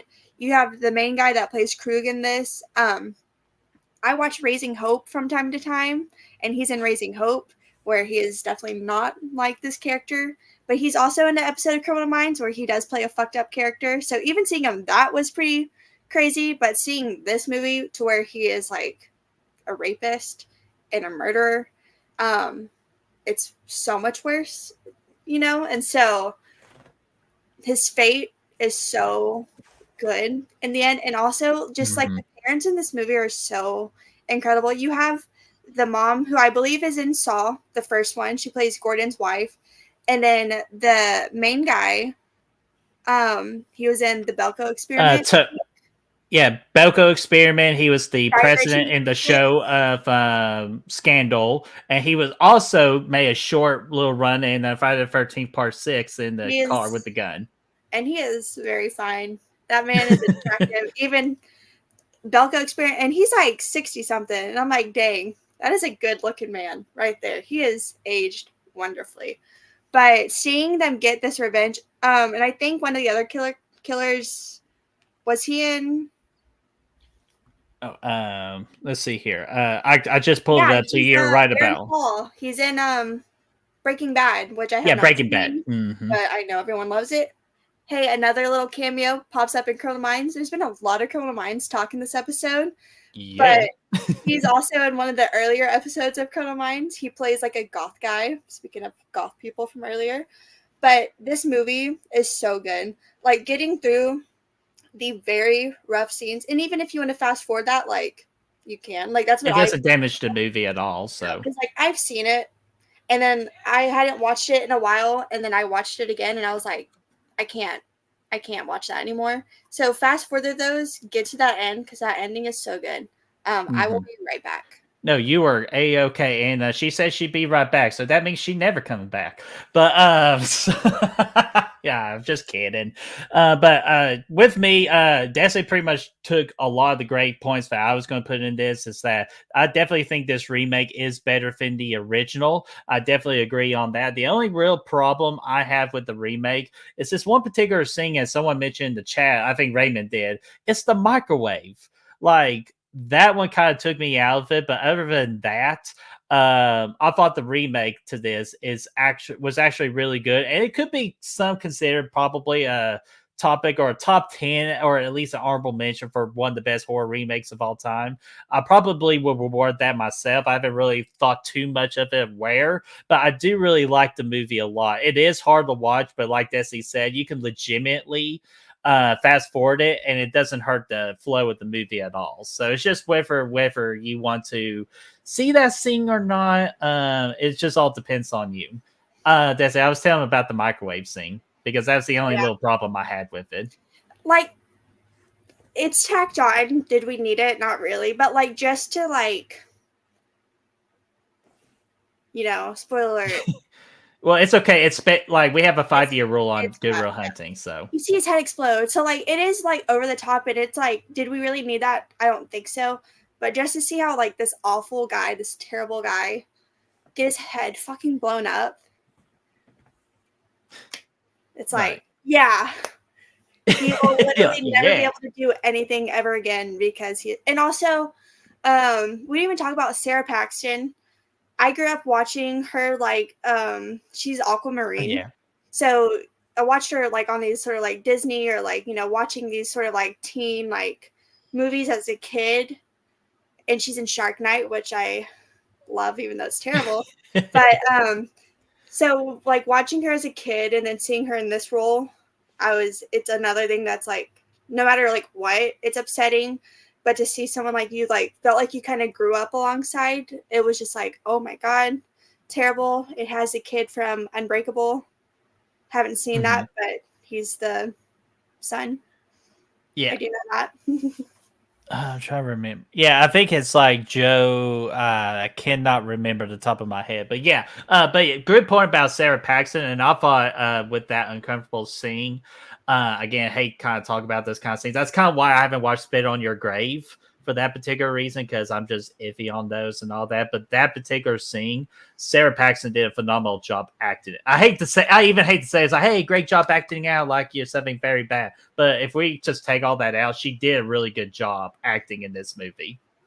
Yeah, she's great in this movie, and I think it was a smart choice to have her character live, because in the original, both of the girls die. This one, she does survive, but like barely survives, and they establish she's a swimmer, because there is like the whole swimming part in the original as well, but they established she is like a swimmer, and so she's able to make it to the other side and barely survive. And it's just like when they finally find her, it's just such a relief. But then they find out, because the dad is a doctor, and so like he knows what happened to her, and like he has to tell his wife that, and so like it's so awful.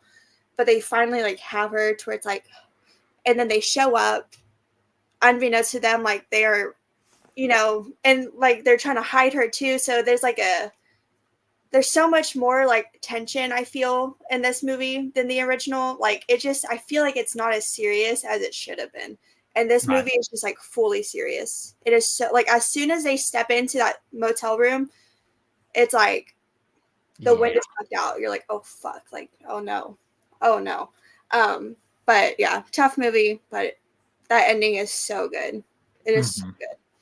Yeah, it really is. And just real quickly with the Haunting in Connecticut again, Kyle Gallner's in it. I think it's a little underrated. It's been a long time since I've seen it, so I don't remember too much about it. But I just remember Kyle Gallner's the star in that movie, and I thought he was good. But that's pretty much all I have for that one. What about you? Yeah, I haven't seen that one in a long time, but I do remember enjoying it. I also think it has Virginia Madsen in it, I believe. I think she plays the mom. And it is like based off of a true story, whatever. But I do remember enjoying it. Kyle Gallner, huge fan. So if he's in it, I'll give it a watch. And it was one that I remember going back to a couple of times whenever I was younger. So, but I just haven't seen it probably since like 2017 or so. So it's been a long time. But I do remember enjoying it. Yeah, and if you like Haunting in Connecticut, you can absolutely check out this sequel of Haunting in Connecticut 2 in Georgia. So if that makes any sense to you, literally, I'm glad you brought that up because I was going to because we talked about it in a previous episode back from the day. Because I just still don't understand to this day why it's the Haunting in Connecticut, but we're going to Georgia. Yeah, why not just keep it in Connecticut? Yeah, it's just. Why does it have to be in Georgia? Or why couldn't it just be called The Haunting in Georgia? I think people could have been like, huh. Exactly. It's just like, that's Hollywood for you. And while Gavin says Virginia Madsen is so underutilized, she's great. She is great. She pops up in Better Watch Out. Oh, yes. Was she the mom? Yeah, she's the psychopath mother. And again, not in it a lot. She just pops up and shows up at the end. Yeah, so good job, Mom. Let your daughter get just... Yeah, anyway, I'm not going to spoil that movie because I don't think that movie... It's almost at the 5-year mark. So can't spoil that movie just yet. But anything else about Haunting in Connecticut? Nope. All right, and did you find anything else in 2009? Nope. Excellent. And 2014 should be a quick one. But what came out in 2014 was The Dawn of the Dead, the series. Pretty solid numbers all around. I didn't know they had a series until I did the research for this particular month. And I would probably say if there's anywhere to stream this, I'll give it a watch. But other than that, though, I'm just going to take my time with it. So any interest in this series? No. That's From Dusk Till Dawn. Yeah, just give me the original movie and I'm good with it too. Like, no reason to do remakes or sequels. Just give me that original one and I'm going to be A-okay. Yeah, I don't really have an interest, I don't think. So was that it? Did you find anything from 2014?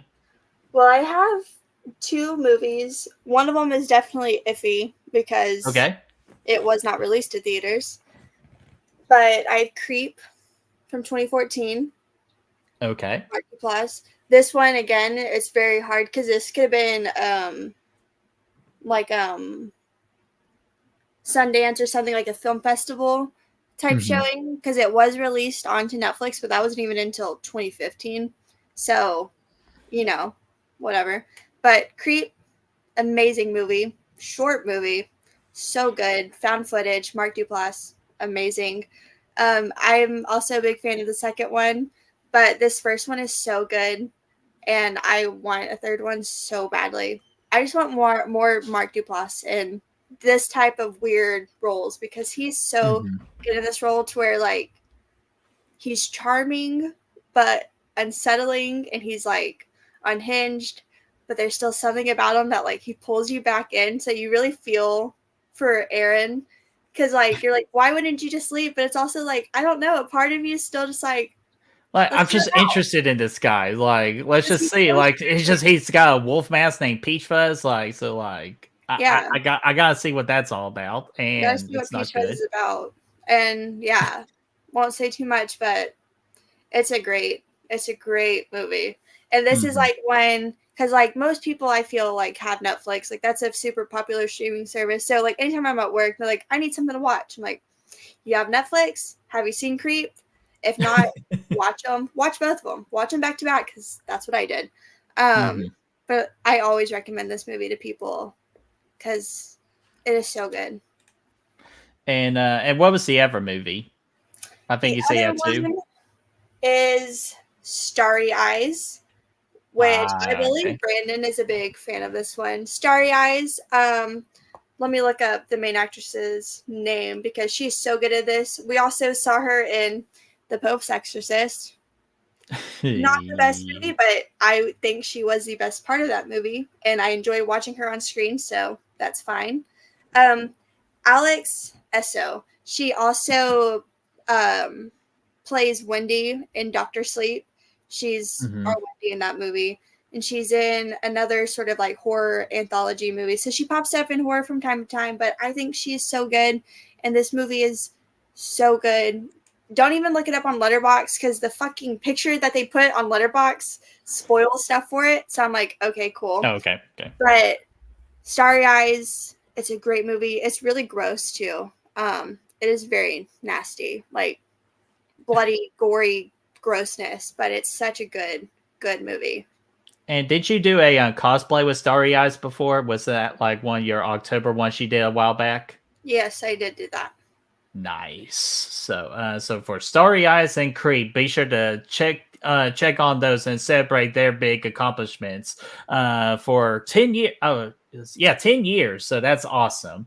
Anything else from 2014? Nope. Excellent. So let's go ahead and go to 2019. We got about 3 movies to talk about, so we still got plenty of time before I have to pay $20. So excellent. So both of the 2019 movies, I'm just going to mention both, and then we'll talk about them. The first one being A24's Climax, was released on March the 15th of 2019.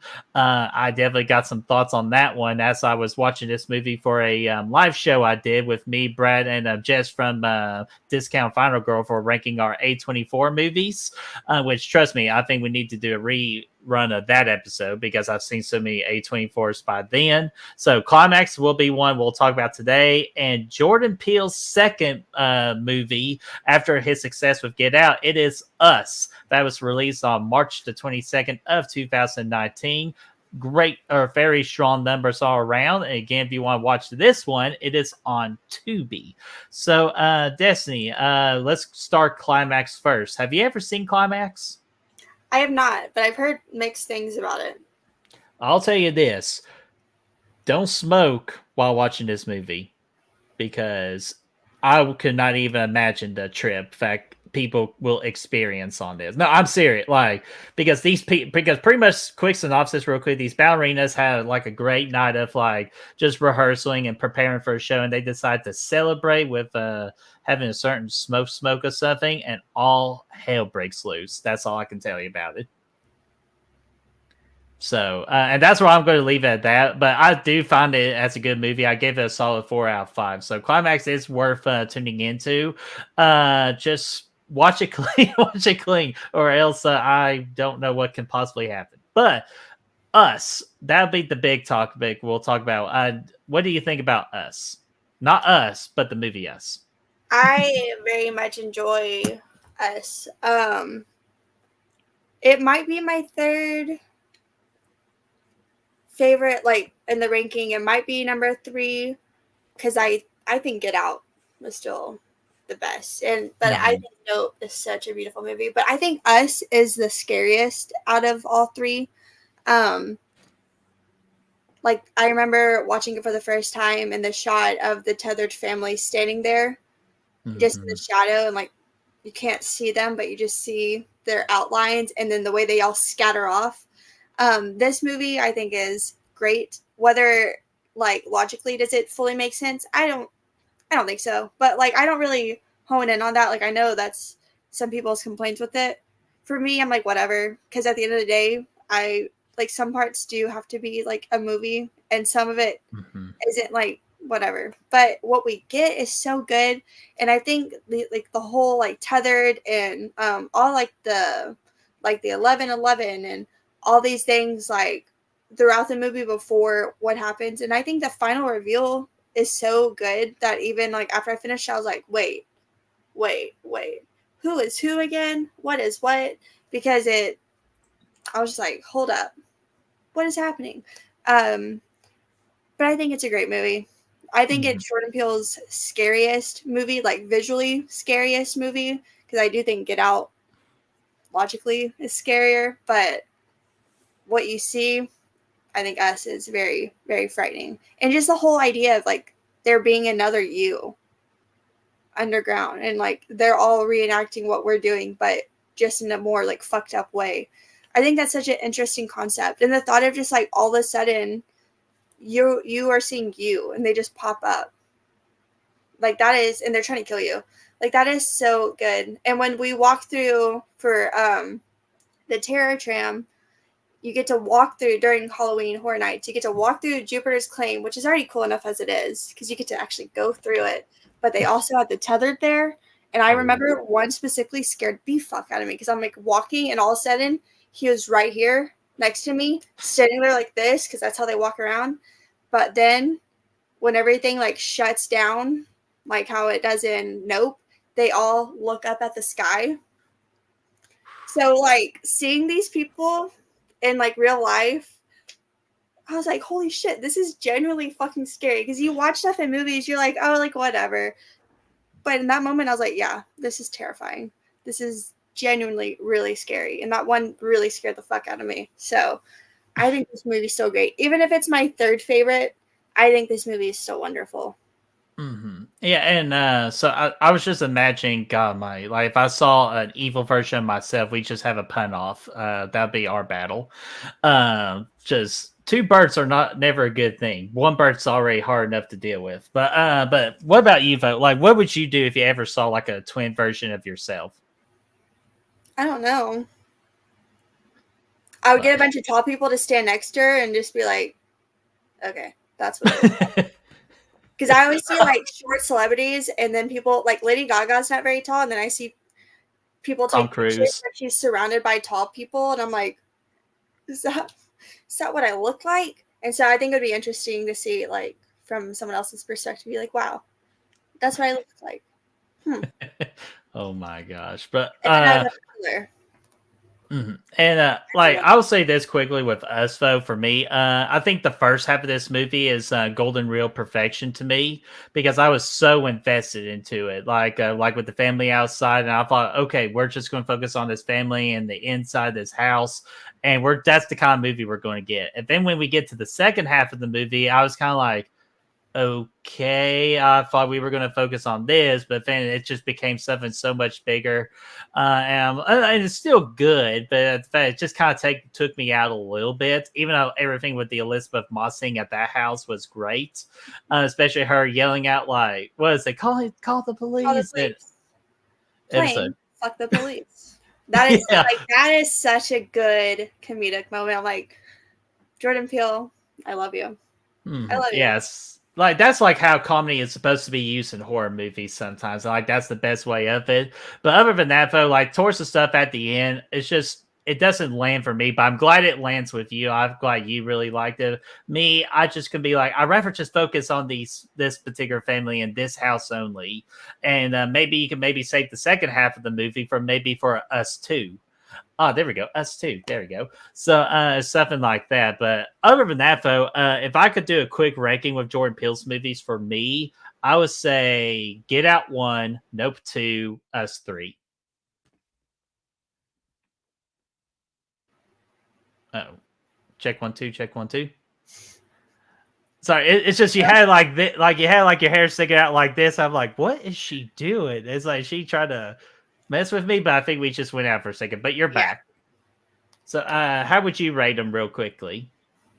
Get Out, Nope, Us. There we go. And Davey, what's going on, man? How are you doing? Hopefully all is going well. And let's see here. Oh, yeah, so we're about to go into our last year, but before that, though, did you had anything else from 2019? Yes, I have one more. Hold on, let me double check really quick.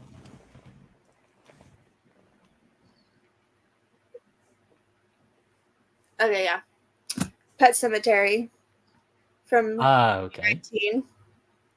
Yeah, because they had because it was a Sundance festival that they did for March, and I got for April for that particular topic. I think that's when I had the theater release. But I saw today because I saw you post on Instagram. I was like, "Oh, did I miss Pet Cemetery?" And then that's when I saw it came out the Sun Festival for March, I believe, 16th. Or something around there, but though that still counts though, and that one, yeah, I cannot wait to get in that particular talk. So. It's not very good.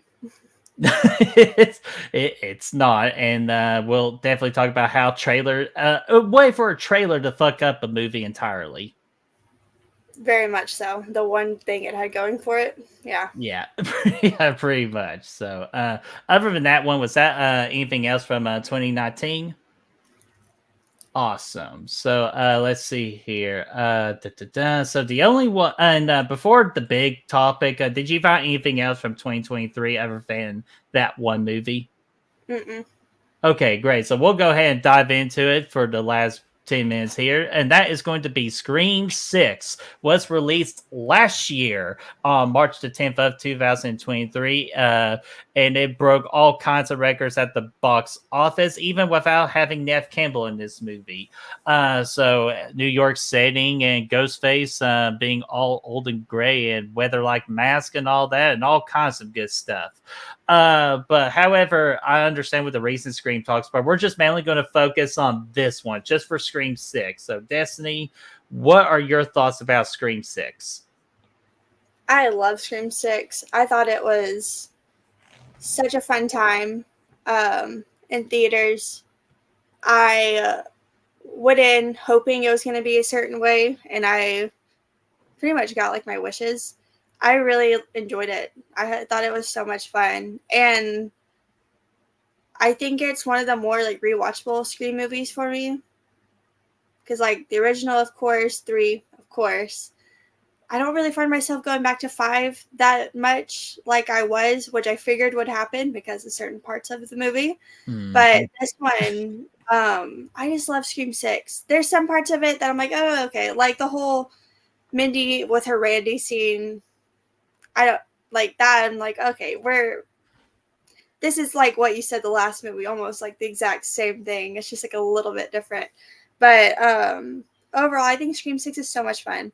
And the reveal, I thought it made sense for this movie. Do I love them all as killers? Maybe not so much. But I like it's kind of like Scream 3, like the ending, because like the show off and like the banter that's going on between the characters is what makes it so much fun. And I say the same thing for Scream 6. You have Sam just being a badass. With everything she's saying, it's just like a low blow, and I love it. And a certain scene when the camera's spinning around and she's going crazy on a character, it's wonderful to see like her and Tara just fucking these people up. It's always just so much fun, and I thought they did great. And the last shot of the movie, I think, is a really good, unfortunate closing out for their characters. Mm-hmm.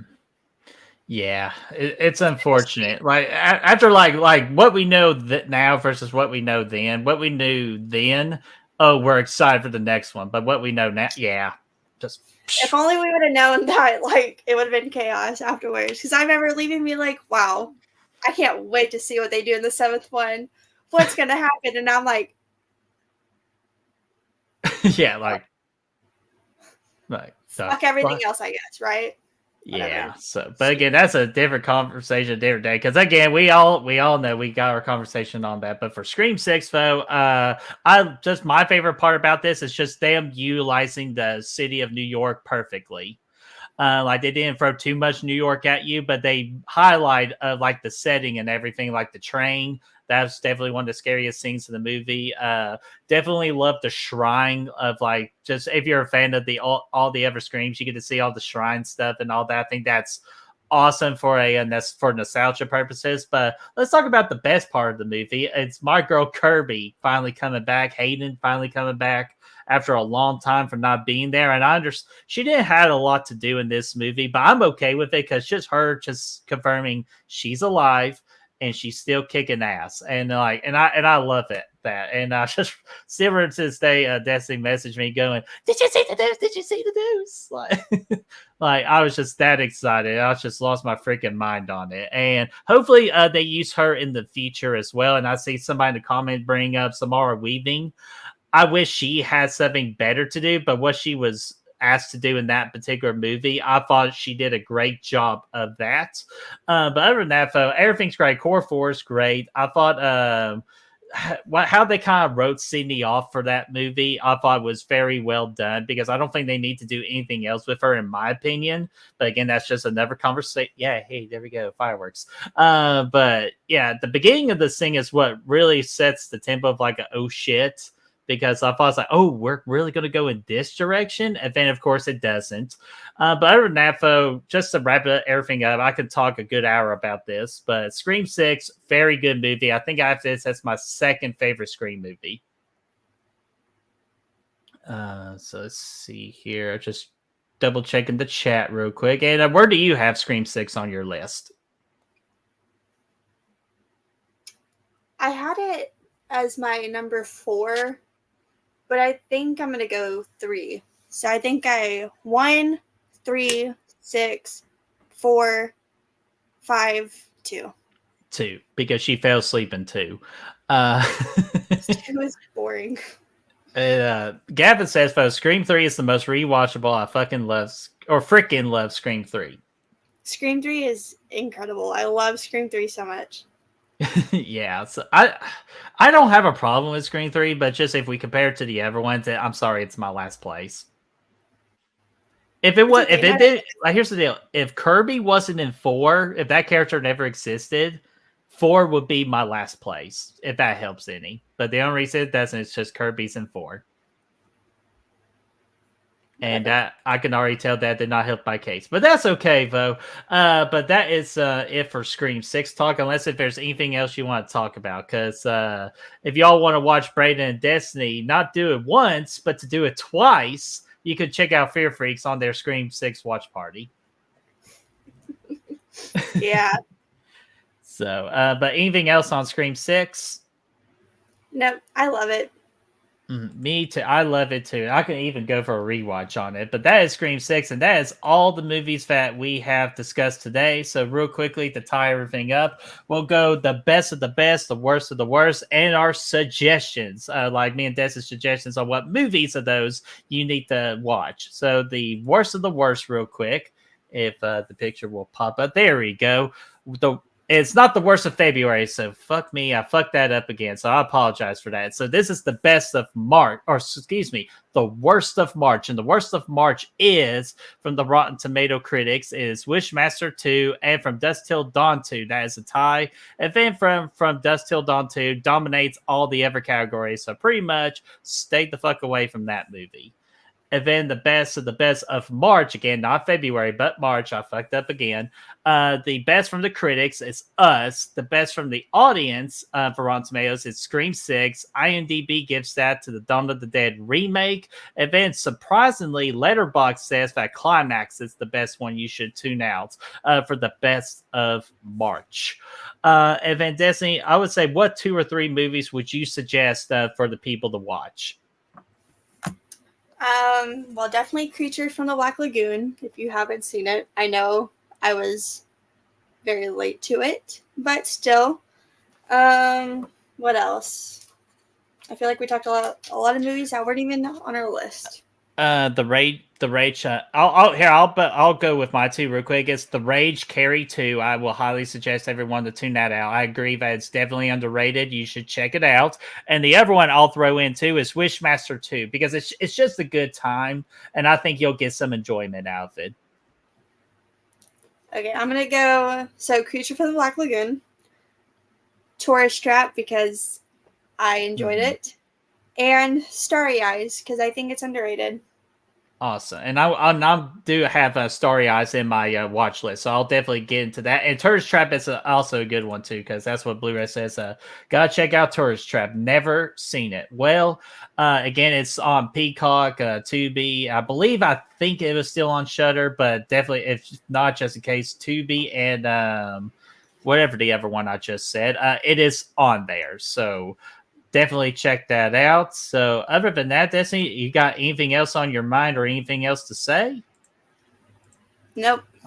Awesome. So, Desi, thank you so much again for hanging out with all of us today, doing this show Back from the Dead. So, we are a third or a fourth of the way done with this year's episode. So, we will be back in April 7th. That is when we'll be doing Back from the Dead next. So, not too long. I would say about 2 weeks from now, we'll be back here again, rocking out some April horror movies to celebrate the ones that we talked about today.